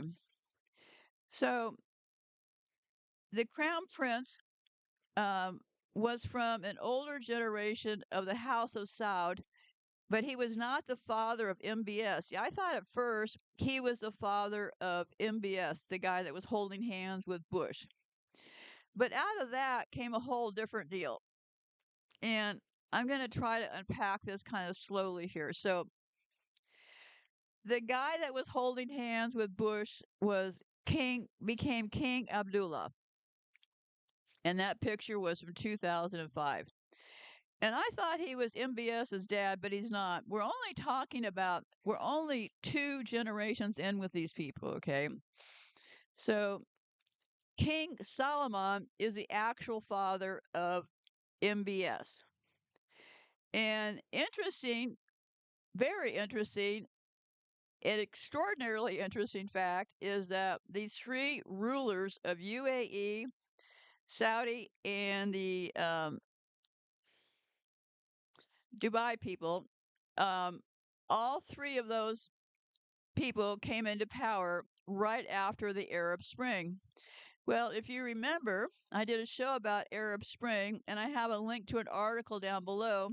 The Arab Spring was planned by Obama administration and overseen by Hillary Clinton. So these three rulers in charge right now came into play right after the Arab Spring, which was set off by the United States. Okay. Obama, the one that everybody thinks is so innocent. So, anyway, so first there was they claim that the meeting with Bush and the holding hand deal that took place on April the 25th, 2005, was part of a broader discussion about the Middle East, oil production, and the war on terror. Because remember, they claim that a lot of Saudis were on the planes that supposedly crashed into the buildings here. So the photograph of President George W. Bush holding hands with Saudi Crown Prince Abdullah, but he became King Abdullah after this meeting, okay, at his ranch in Texas is a significant moment in diplomatic history. The two leaders were seen walking hand in hand, a gesture that is not common in Saudi Arabia, but is a sign of a real one confirmed a strong relationship between Saudi Arabia and the U.S., and it was a moment that captured the essence of their partnership. Well, that guy, the holding hand guy, is not the father of MBS, okay? That guy, that guy, that guy got taken. That guy and his sons, he went on to become the King Abdullah. And the way he set it up was that he set it up so his sons were going to have a more equal divide and stuff, okay? And then along comes the family from MBS's side of the family, and they're like, not going to happen. And that was a turning point when people got locked up in that hotel and stuff over there in the Middle East. I remember reading about all this stuff, but I didn't really have any connection points. So when MBS's side of the whole thing took over, that was when people got locked up in that hotel. So in other words, other ruling family members were locked up in a hotel, and then what happened was after they were locked up in the hotel, they came to some sort of an agreement, and MBS became the rulers of the Saudis coming out of the Arab Spring. Another thing I found very interesting was this Muslim Brotherhood deal. Well, Qatar is the one who was pushing the Muslim Brotherhood. Well, Muslim Brotherhood supposedly came out of Egypt. Well, Muslim Brotherhood was a group who convinced the rest of the Middle East to get circumcised. So, see, it becomes so many different shadowy groups and stuff in all these deals. So, yeah, it took me a lot of working around to figure out, well, who is that guy? So, anyway, so I finally have them sorted out in my mind. So then in 2017 and 2021, there was this rift between them all. Saudi Arabia and UAE attempted to discipline Qatar, but not destroy it. So they have had different events where they've had squabbles between the groups of them, okay? And they claim that Saudi Arabia rules through religious authority, UAE rules through technocratic control, and Qatar rules through money, media, and mediation. So I don't know. I see them all as same peas in a pod. And I think they're all likely the gypsies. Because, for example, they all seem to hate each other. Yeah, they've had these blockades against each other and a huge rivalry between the Saudis and the UAE. And then there's other things called trouble in paradise. Cracks are forming in the Saudi relationship. Well, yeah, because if these people are truly psychopaths, which I believe they are, and lacking a conscience, then yeah, of course you're gonna find them all fighting amongst each other. Just look around social media. All these people act like they hate each other's guts, and I think most of them actually do. Hate is the name of their game, right? And also, these Saudis have the same things as other elites. I talked about them when I did those shows about hotels, all those wild sex parties going on in hotels. Yeah, Saudi Arabia and all of them have been involved in all of that. So, but does that make Saudi Arabia crazy insane with all that stuff? Well, not really, because Saudi Arabia and the UAE and these wild sex things and hotels and stuff, that I would put that into what I classify as elite behavior, right? The elites do the same nauseous things with children and rape and all that in hotel rooms and all that. So I would have to say that what they're doing in the Middle East in that regard, as far as the Gulf states at least, well, I would say that it's an elite habit. It's not all these wild parties and stuff are not native to the UAE, is what I'm trying to say here. So, next, another thing, when I was looking at the picture of Bush and Abdallah, the guy who was the prince that then became the king and isn't the father of MBS. So, anyway, so they all have big noses, and you're going to think, wow, that's pretty nasty to talk about their noses. But no, noses matter. All of these old statues and stuff, all of these old paintings have huge noses. I didn't paint them on there, did you? So they always have huge noses. I think that they could be a Roman nose. The Roman nose, um, the Roman nose is just the name of of nose, okay? The term comes from classical sculpture. So, but remember, a lot of these old noses on statues have been removed. And I did a whole show about that. I can't remember when, but actually the noses on old statues were removed on purpose. So I think they went through different spells where they wanted to hide themselves. They thought, hey, get rid of that nose. Yeah, so they chopped the noses off in a lot of these statues because look at these Egyptian statues, and a lot of them are missing their noses. But here's what they claim. They claim in ancient Egypt, of course, remember Egypt, gypsies, Gitano, it was believed that souls could inhabit statues, and removing a statue spirit's nose prevented it from breathing effectively, killing it. Yeah, well, that's one explanation. So they say that nose mutilation was a common form of punishment in the ancient world. Destroying a likeness's nose could have been a way to spiritually punish the actual person or deity. Or there are also cases where statues were damaged so the stones could be reused for building projects. So, but the nose, okay, the same shape was reinterpreted negatively. And during World War II, there was a lot of confusion over noses. They were rounding up. They were rounding up Italians thinking they were Jews but by the noses. So there's a lot of similarity in noses, okay? Noses are really a pretty familiar thing. Like if I look back at pictures of all my family members, we all of us have the same style nose, okay? So the same shape was reinterpreted negatively when applied to Jews, Roma, Arabs, and Southern Europeans. So, and they were often portrayed as less rational, more emotional, less Nordic, and closer to Jews, Roma, and Middle Easterners.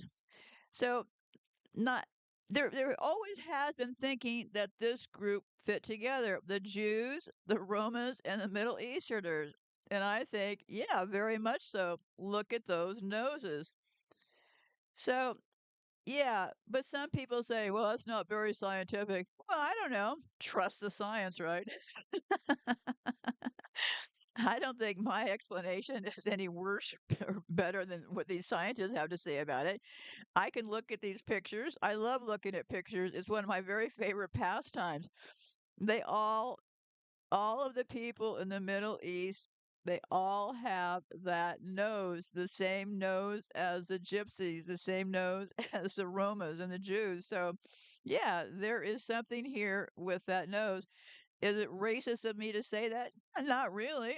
I don't have anything against anybody at all. I mean, I can't think of any reason to not like somebody because of their nose. But anyhow, so yeah, so why do the Jews, the Romas, and the Middle Eastern countries, why do they also have that same nose, right? So before you say, well, that's crazy, well, sit down and write your own reasons why what I'm saying is crazy and back it up with your own information. I'm telling you, I see an extraordinarily strong reference there that these are, in fact, the same people. As a matter of fact, hopefully I'll be alive long enough to do this major timeline I've been working on like forever. Do you realize that, well, according to the timelines, okay, I have done the timeline of all timeline. And those Windsors, the people that everybody's talking about now, Harry and Meghan, boy, if that doesn't take up your time, I don't know what will. Did you see what Harry and Meghan did yesterday? While the whole world is collapsing and sulfur's getting pumped into your home. Yeah, Harry and Meghan. Anyway, so the royal family, the Windsors, okay, they come from Germany, right? They also, and this is 100%, I have verified this, those Habsburgs, the Habsburgs are, in fact, the Windsors. Direct, 100% that is them. So, yeah, there is something to how they're all connected, and this nose business also tells the same. So I'm going to get a little bit into some of this structure stuff, but what I'm going to be doing is I'm going to take a break here and I'll be back on the other side.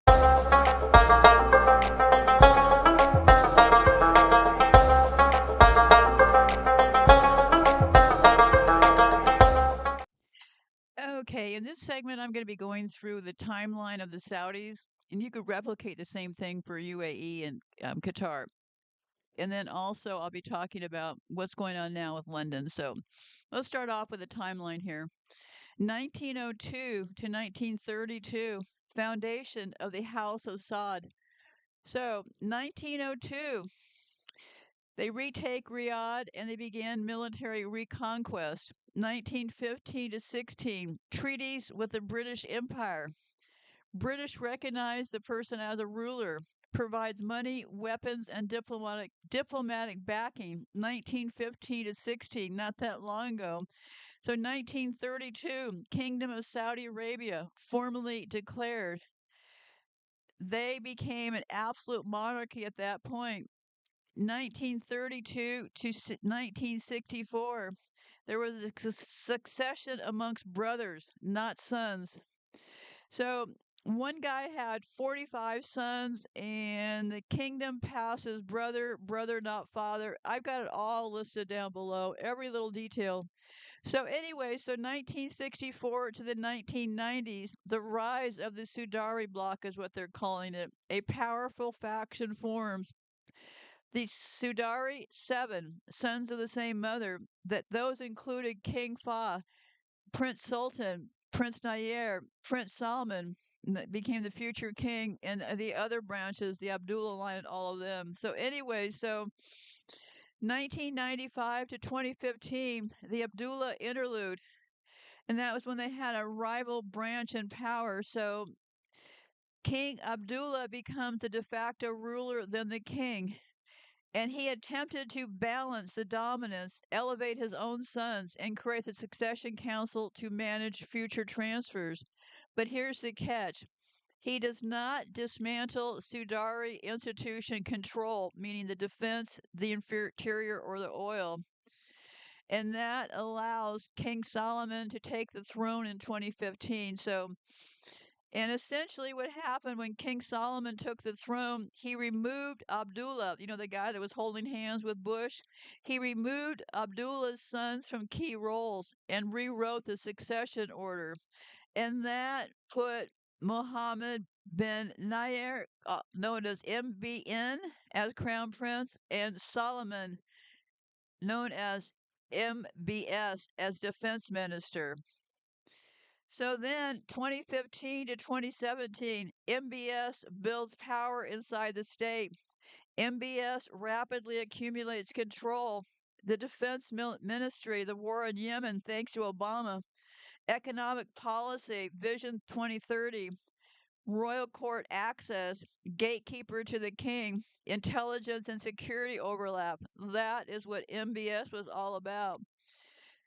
MBS remains crown prince on paper, but loses operational control, is isolated from media and foreign contacts. I'm sorry, that was MBN. So the MBN guy, they wanted to take him out. So in 2017, they had a palace coup. January 2017, MBN, not MBS, is removed as crown prince, placed under house arrest, allegedly coerced into abdication. And that at that point, MBS becomes the crown prince. MBS is the one who chop, chop, chop, upped up the other guy, right? So this ends the brother to brother system permanently. So then, late 2017, there was what's called the Ritz-Carlton Purge. Over 200 princes, ministers, and tycoons were detained. Officials were called anti corruption. In practice, it was a financial extraction, loyalty enforcement, neutralization of rival family lines, billions transferred to state control. No senior prince is left with independent power after the 2017 Ritz Carlton purge. So essentially, they just locked them all up in the Ritz Carlton until they came to some sort of agreement. Then in 2018 to present, a single node rule. The family consensus was replaced by surveillance, detention, and financial pressure. And what I find so amazing is these people are the richest people in the world right now, right? And they're already into their second generation, not that far along.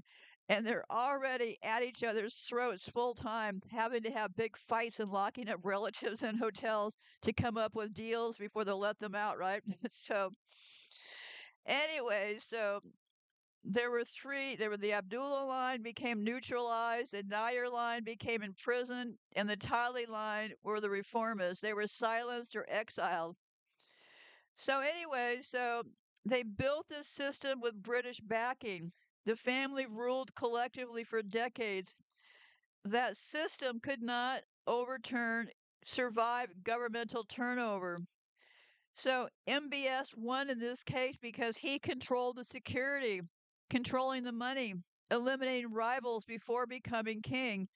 This is not ancient tradition, it's modern power consolidation in 1 decade, not that long ago. So, yeah, so pretty crazy that they're already.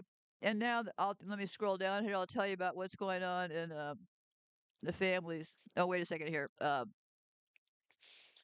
So then they started the succession by sons, and power passed from brother to brother.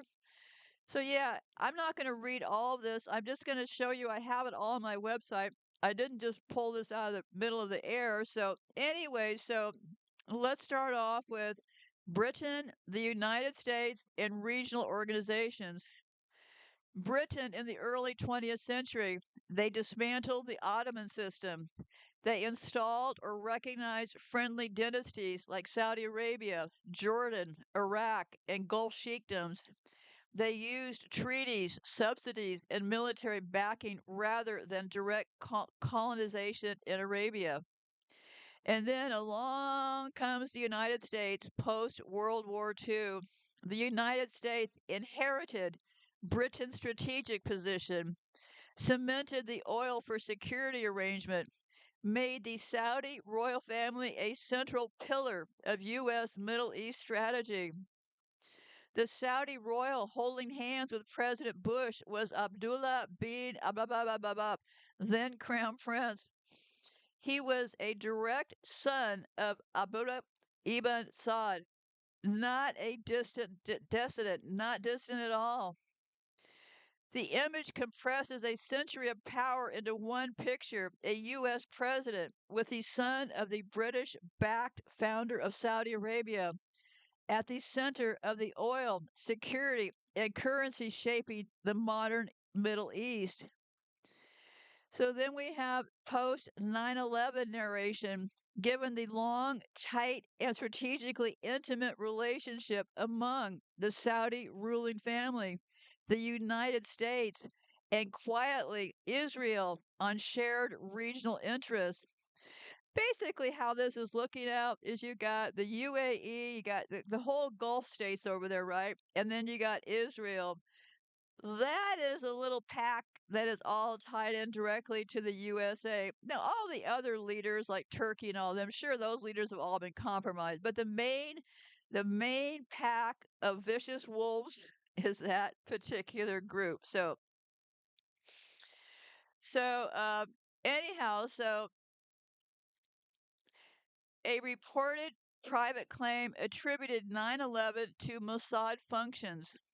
So yeah, I mean, I've already done the 9/11 thing. It was an inside job. The Saudis didn't do it. That was just part of the whole trick, right? Because such a claim deflects scrutiny from Saudi nationals. 15 of the 19 hijackers were Saudi citizens. It signals domestic loyalty through familiar anti Israel rhetoric. It preserves elite relationships by remaining private and unofficial. So, so King Solomon's lineage runs directly to the British backed founder. Succession remains within the founder's sons for decades. The U.S. later locked this dynasty into place through oil, arms, and security guarantees. So, Saudi Arabia is not a post colonial state that rotated elites. It is a single family state created through imperial recognition, stabilized through oil, and maintained through uninterrupted great power patronage. So, um, yeah, so it's interesting timing that all three of these rulers came into place right at the time of the Arab Spring. So, um, I have all of the treaties and everything down below. So, it started with the first treaty in December 1915. So they started making all these treaties, and I have every detail of every one of them down below. So, anyway, so basically, that put the royal families into charge and actually made them royal families, right? They were basically just these other people to begin with. So, and why does that picture about Bush holding hands misread people? Well, everyone's seen the photo. George W. Bush holding hands with a Saudi royal after 9/11. People assume that man is MBS's father. It isn't. I made the same assumption. So that's Crown Prince Abdullah from a different power line entirely. That image captures a Saudi leadership that no longer exists. Consensus rule, brother to brother succession, and quiet balancing between factions. After Abdullah died, that system was dismantled. Salman took over. MBS followed. And the Saudi state stopped being a family council and became a vertical regime. So the photo isn't continuity, it's the last image of a power structure that was actually erased. And I did a recounting of where are Abdul's sons now. Well, post 2017, I've got it all down below. They basically are living in other countries. And so when they got locked up in the Ritz Hotel, my question was, well, I don't know, being locked up in the Ritz Hotel doesn't seem that bad, right?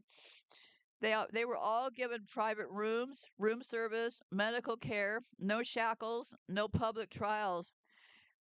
But the purpose was not punishment, it was submission and asset transfer. So, yeah, they locked up some of their relatives in the hotel until they can get them under control. So now, essentially, none of Abdullah's sons can organize, can speak publicly, can align with foreign leaders, and can pass power to their sons. That line didn't just lose office, it lost the time. So, yeah, they weren't thrown into dungeons, they were erased from the future. So, the old Saudi patterns where rivals were exiled, power was dispersed, and quiet accommodation. The new Saudi pattern post 2017, rivals are kept close, assets are controlled, movement limited, silence enforced. Control works better when people don't leave. So they weren't sent to London or Washington. They were kept at home, comfortable, quiet, and out of the future. So, yeah, so I took a look at where these royals live. The ones that are fighting are living outside the country, obviously. So, um, there's a few categories. Category A, there's a group they hold inside Saudi Arabia, kept close on purpose. The sons of King Abdul are kept there, sons of King Fahd. Most non Sudari branches are kept there. So, any prince once linked to independent wealth, regional governorships, security, or administrative power, so they just keep them inside of Saudi Arabia to keep them quiet. And their logic is you control people better when they don't leave. Because you keep them inside Saudi Arabia, you can freeze their assets. Travel can be denied. Families are accessible. Silence can be enforced quietly.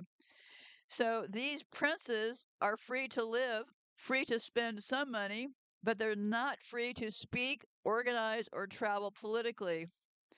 This includes Abdullah's sons. They are not exiles, they are contained. And then another group, they're abroad but apolitical, and they're allowed out. These are royals with no power base, no following, no claim, often younger, peripheral, or ceremonial princes. Those focused on art, fashion, business without leverage, personal lifestyles, and they're mainly located in the UK, France, Italy, UAE, and occasionally the US. And why are they allowed out? Because they're viewed as harmless, not organizing, not embarrassing, not claiming legitimacy. They are not threats. There's no reason to contain them. So then another group, the exiles abroad, because they had to leave. This is the smallest group and the most telling.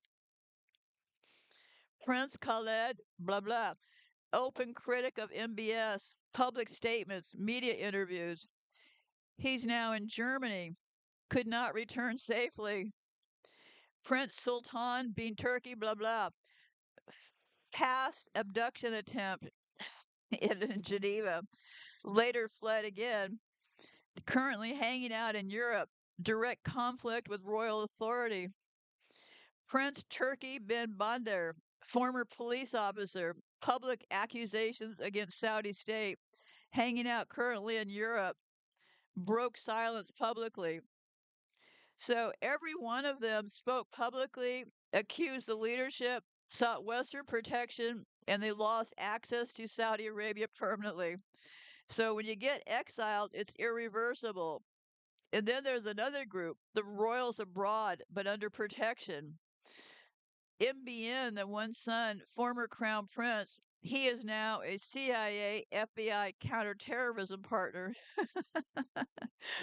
mostly inside Saudi Arabia now, limited travel at times, special case due to U.S. ties. MBN was not exiled because his removal was negotiated. The U.S. needed quiet stability. Killing or exiling him would have caused backlash. So he was neutralized but not freed. And what's the core rule? Who gets to live abroad? Royals with no future claim, royals with no voice, royals with no leverage. And who's kept inside? Royals with name recognition, royals with institutional memory, royals whose existence alone can could become a rallying point. So Abdul's sons fall squarely in this second group. So yeah, Abdullah's sons were not sent abroad because they didn't rebel, they didn't speak, and keeping them close is safer than pushing them out. The Saudi royals who talk and end up abroad forever, the ones who stay silent, are kept at home, comfortable, watched, and out of history. And this is the interesting part about that Khashoggi business and the royals hanging around London. I always used to read all these stories about this Saudi person, that Saudi person over in London. Well, of course, it's their stomping grounds, right? So, why did London stop being a safe Saudi exile hub? The old system, 1970s to 2000s. For decades, London was the safest valve for Gulf royals. Why did London work so well? Because British elite culture protects exiled aristocrats. Almost like bringing their own family members home now, aren't they? These people are all related. London also has strong libel laws, good for quiet living, bad for loud critics. London also has deep UK Gulf financial interdependence. M16 preferred watching exiles, not provoking Riyadh. Royals could live comfortably without speaking publicly. And the rules back then said leave quietly, don't embarrass the family, or you'll be left alone. This applied to Saudis, Emiratis, Kuwaitis, and Qataris. What changed in the mid 2010s? Three things broke that system. Social media killed the quiet exile. Exiles no longer stayed silent. Twitter, X, YouTube, WhatsApp made every prince a broadcaster. Silence could no longer be enforced by geography. London stopped being a pressure release valve and became a megaphone. And then MBS rejected the old British style aristocratic deal. From MBS's worldview, exile equals future threat. Silence must be enforced before someone leaves. Reputation is controlled centrally, not socially. So the logic flipped. The old logic was let them go, they'll fade. The new logic, if they go, they'll talk. So they don't go. That alone killed London as a hub. So the UK quietly chose commerce over sanctuary. Arms contracts, energy, financial flows, post Brexit dependency on Gulf capital. The UK did not publicly announce this shift, it simply stopped offering friction. Then London became safe for wealth again, unsafe for political Saudi royals. So London stopped being safe not because it changed, but because Saudi Arabia did. So, how does Jamal Khashoggi fit into this shift? Well, Khashoggi is a line in the sand, or I would say, line in the cement. Before Khashoggi, Saudi dissidents abroad were pressured, threatened, monitored, but generally not physically eliminated. There was still an assumption: if you leave, you live. So, what did Khashoggi break in 2018? Khashoggi did three things the system could not tolerate. He left. He spoke publicly. He spoke with legitimacy. He was an insider, an Arabic audience, and Washington Post was his platform. He was not just criticizing, he was reframing Saudi legitimacy abroad. That crossed the new red line. So, why the killing mattered? The killing wasn't just about silencing Khashoggi, it was a signal to three audiences, to Saudi royals: leaving is not safety, to Saudi elites: silence is the only protection, to Western capitals: this is how control works now. Decide if you're still in business. And after some noise, the West answered yes. That answered more than any speech. So after Khashoggi, the new rule set. New Saudi rule: exile is escalation, containment is safer, silence beats distance. That is why Abdullah's son stayed, London emptied out, and royals stopped escaping. Critics either shut up or disappeared from public life. London used to be a retirement home for inconvenient princes. Social media turned retirees into influencers. MBS decided exile creates enemies. Khashoggi proved the threat was real. The West tolerated the response.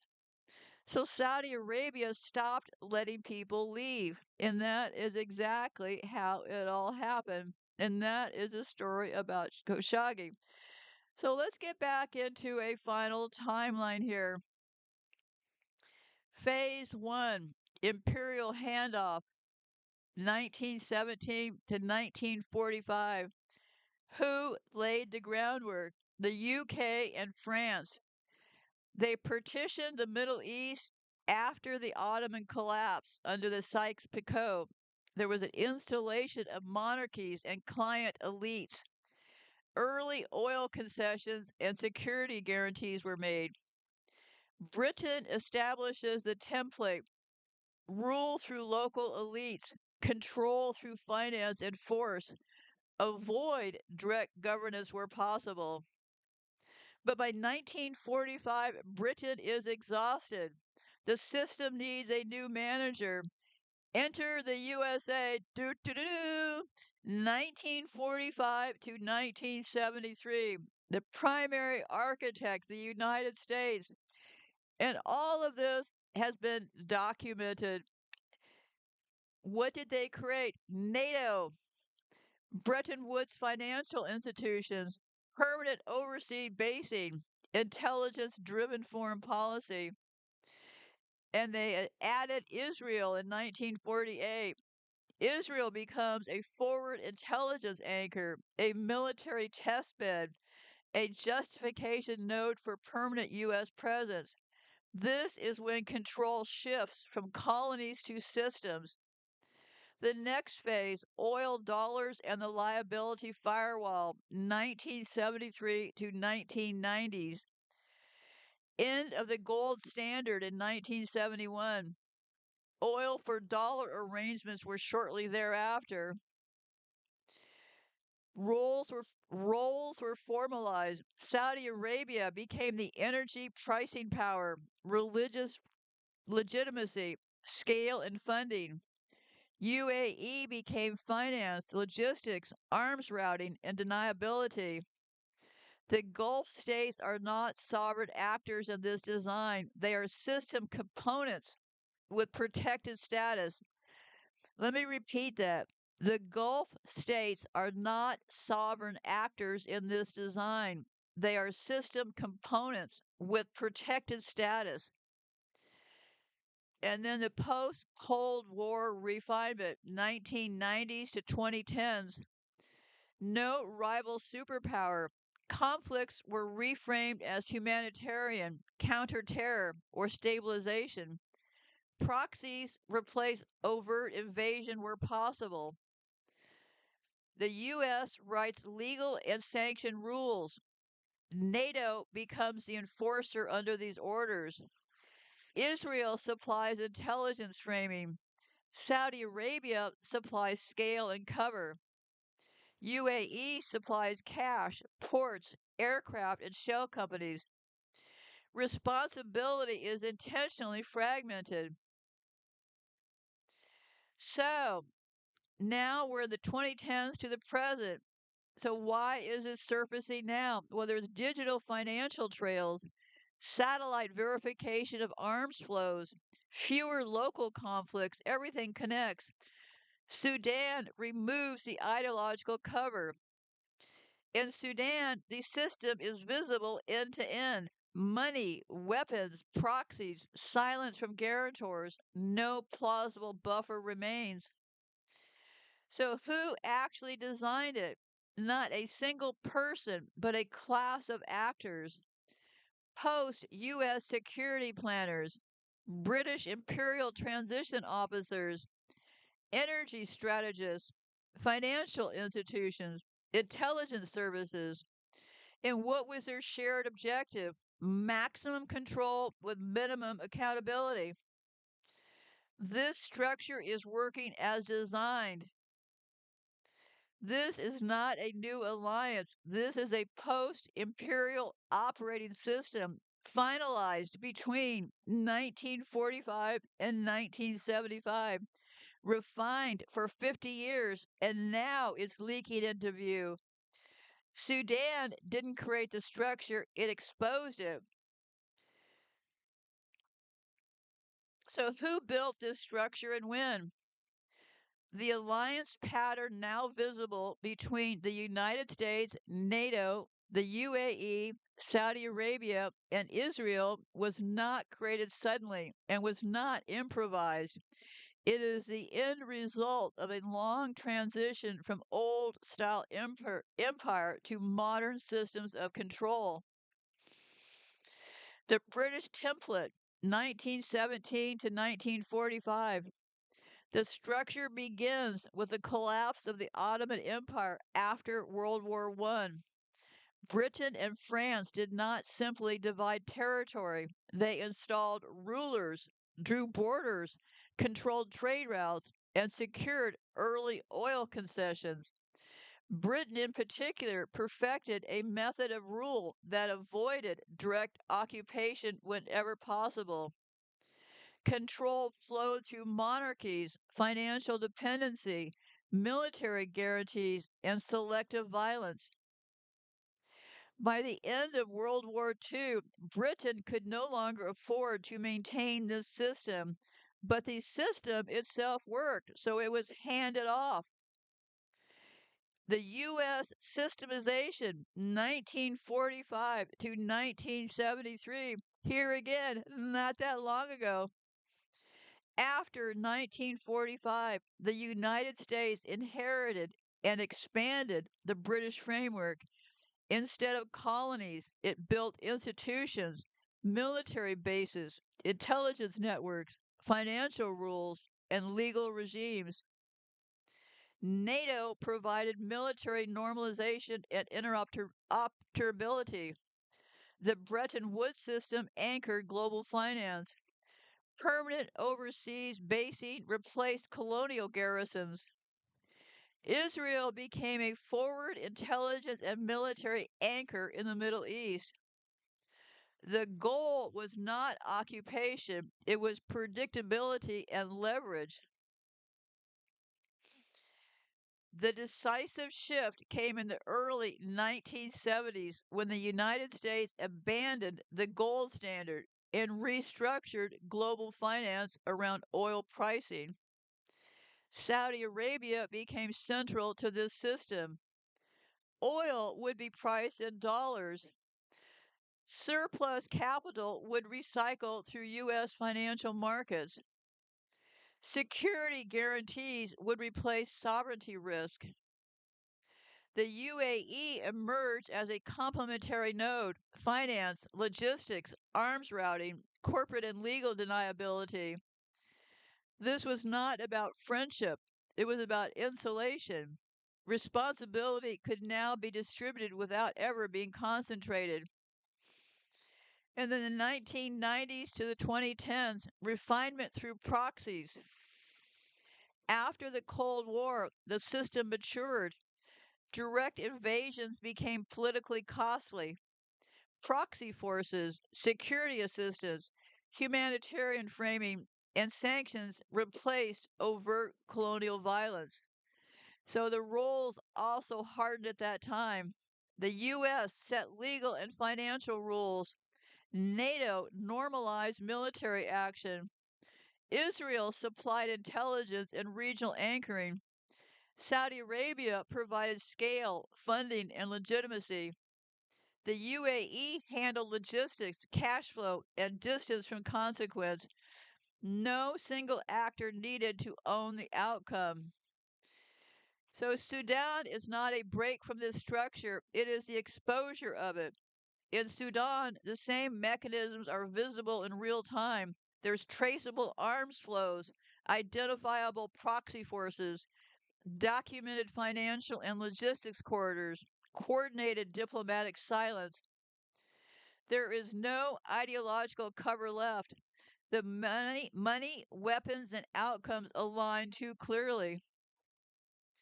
This is not a conspiracy and not a secret cabal. It is a post imperial operating system that has all been fully documented between roughly 1945 and 1975, refined over decades and designed to maximize control while minimizing accountability. Sudan did not create this structure, it made it legible. So, I'm going to be putting this on hold for a second here. I'm just about wrapping up here. Yeah, and there's all this deflection. Saudi officials and aligned media frequently respond by emphasizing Israeli intelligence failures, suggesting Mossad foreknowledge or manipulation, framing the conflict as part of a broader Middle East destabilization effort. This passes responsibility outward to Israel, completing the loop. So Israel, in turn, points back to Islamic networks, emphasizes Iran or other non state actors, reinforces the narrative of diffuse, borderless threats. This circularity is structured, not accidental. It accomplishes three things: no ally becomes culpable, no legal or financial accountability attaches, the system survives intact. So every actor receives protection when blamed. They all participate in redirecting blame elsewhere. And they maintain strategic leverage by staying indispensable. The system is not about truth finding, it is about system preservation to make sure energy markets remain stable, military basing and arms sales continue, intelligence partnerships remain operational, and public outrage is diffused into abstraction. Responsibility is endlessly rotated, so no one ever really becomes visible or liable. The United States blames individuals, not states. Saudi Arabia deflects toward Israel. Israel redirects toward non state enemies. And the system resets unchanged.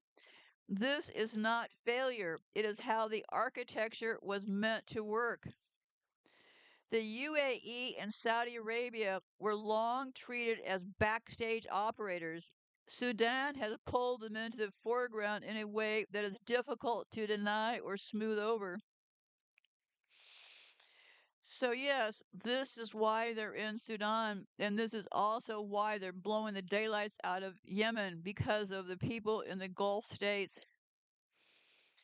So, anyway, I'm going to put this on hold, but I'll be back in a second. So, yes, the lineage of King Salman traces directly to the original Saudi ruler whose power was consolidated with British backing, followed by succession through his sons rather than new elites. And does this context explain the longs? Yeah, okay. So, anyway, I've got all the dates of how this all happened. Lots and lots and lots of people have written about every aspect of this, and I have it all down below. And what you're going to find when you start looking, if you choose to look further, is that when you get to the early stages, they're talking about, oh, they were part of this group or part of that tribe. Well, I kind of recommend kind of going past that first part there because it starts to become a little unsettling. Like the Hashemites and this thing and that thing, and um, I mean, you can learn what you want to learn, but that was what I first started going over with all this stuff. And I thought, oh, wait a minute here. This is getting a little bit too confusing. So I have it all documented down below if you're interested in how it all started out. So I want to cover a little bit more about NATO, my favorite people. You know, it's really a shame. We could have been best friends, but here we are. NATO, not such good people. In Yemen, this was mass destruction by design. Since 2015, Saudi Arabia, backed by the United States, bombed and blockaded a poor country until ports failed, water systems collapsed, food stopped, and children starved to death.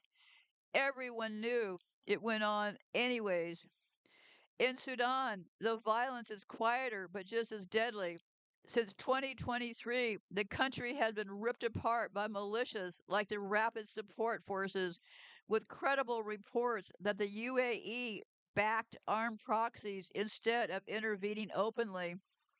Same outcome, same fingerprints. None of this is a coincidence. NATO, so my favorite people, the North Atlantic Treaty Organization is not just a defensive pact, it is a method.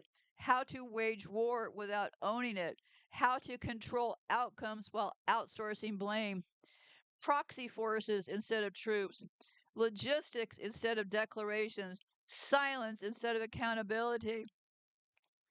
The UAE did not invent this, it learned it from the US and NATO. That's why Sudan looks the way it does. Influence without fingerprints, war without declarations, atrocities without accountability. And don't pretend that it's over there.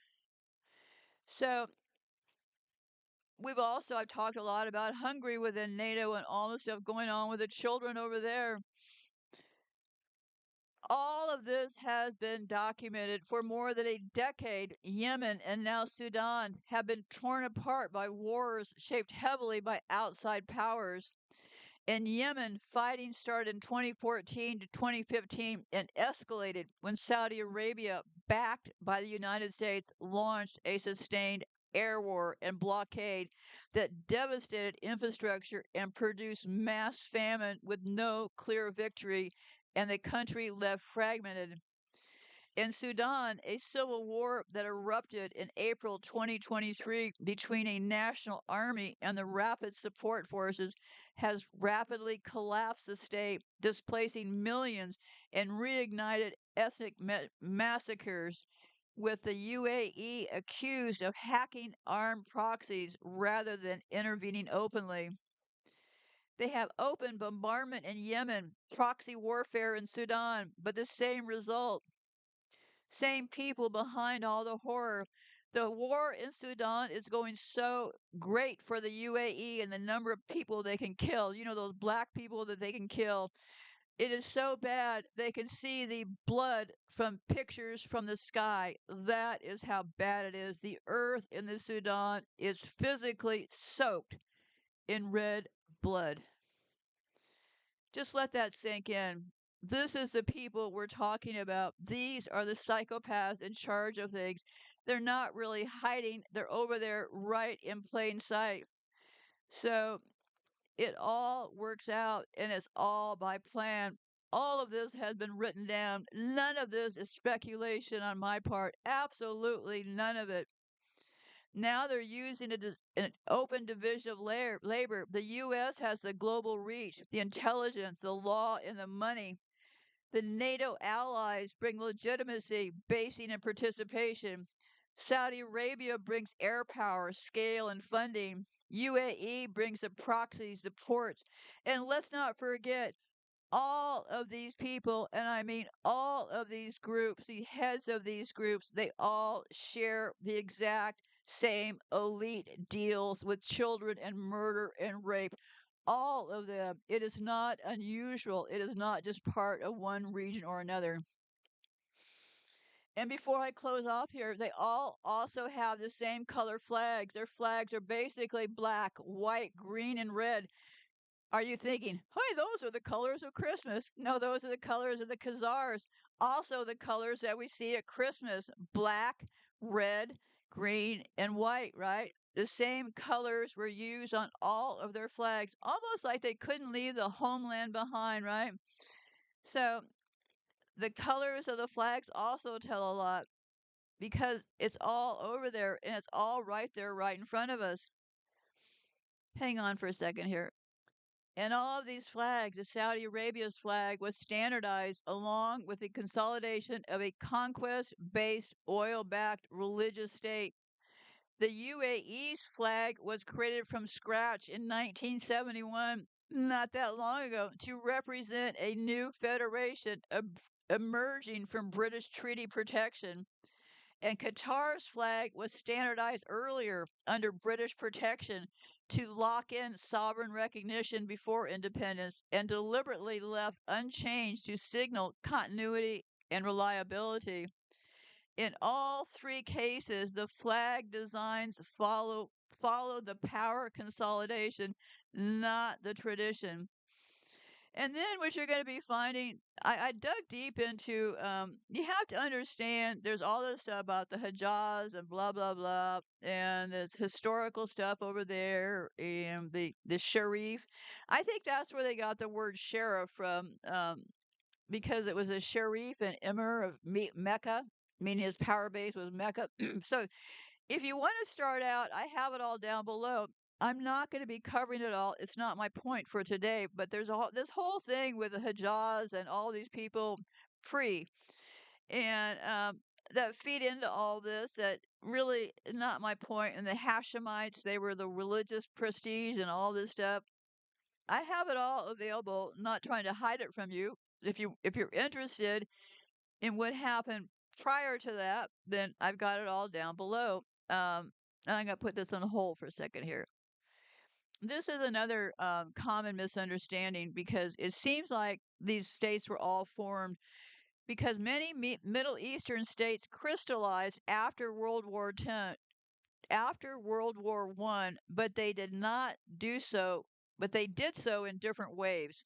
For example, 1918 to 1930s was Iraq, Transjordan, Saudi Arabia, post-Ottoman reordering. Then the 1970s, you have UAE, Qatar, Bahrain, and the end of British imperial withdrawal. So yeah, so I don't know. I don't consider that all this long ago, and it obviously shows who's working with who, right? Um, so anyway, so the path seems pretty clear to me that I mean they documented every single part of all that. Um, I hesitate to put things on hold because I kind of lose track sometimes. But anyway, so yeah, um, the first Saudi Arabia contract, first oil, 1933 to 49. The Saudis grants a national concession to Standard Oil of California. Oil is not yet proven. Yeah, I've got it all down below if you're interested. I've got a cat moving up on me here. Let's see here. Hi, baby. I don't know if you can hear. I just said hi, baby, to the cat, not to you. Okay, I'm gonna put this on hold one last time. Yeah, and if they were so hot on gold back, I'm gonna try to wrap up some loose ends here. And then, of course, we have OPEC.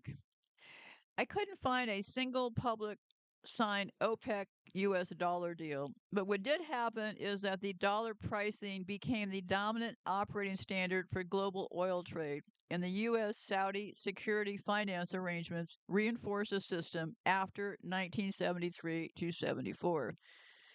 Once the dollar was no longer backed by gold, the U.S. benefited from a different kind of anchor, structural global demands for a dollar. Yes, and the forming of OPEC and all of that. Well, criminals always have to have a bunch of organizations to run through, right? So anyway, so yeah, OPEC right about the same time.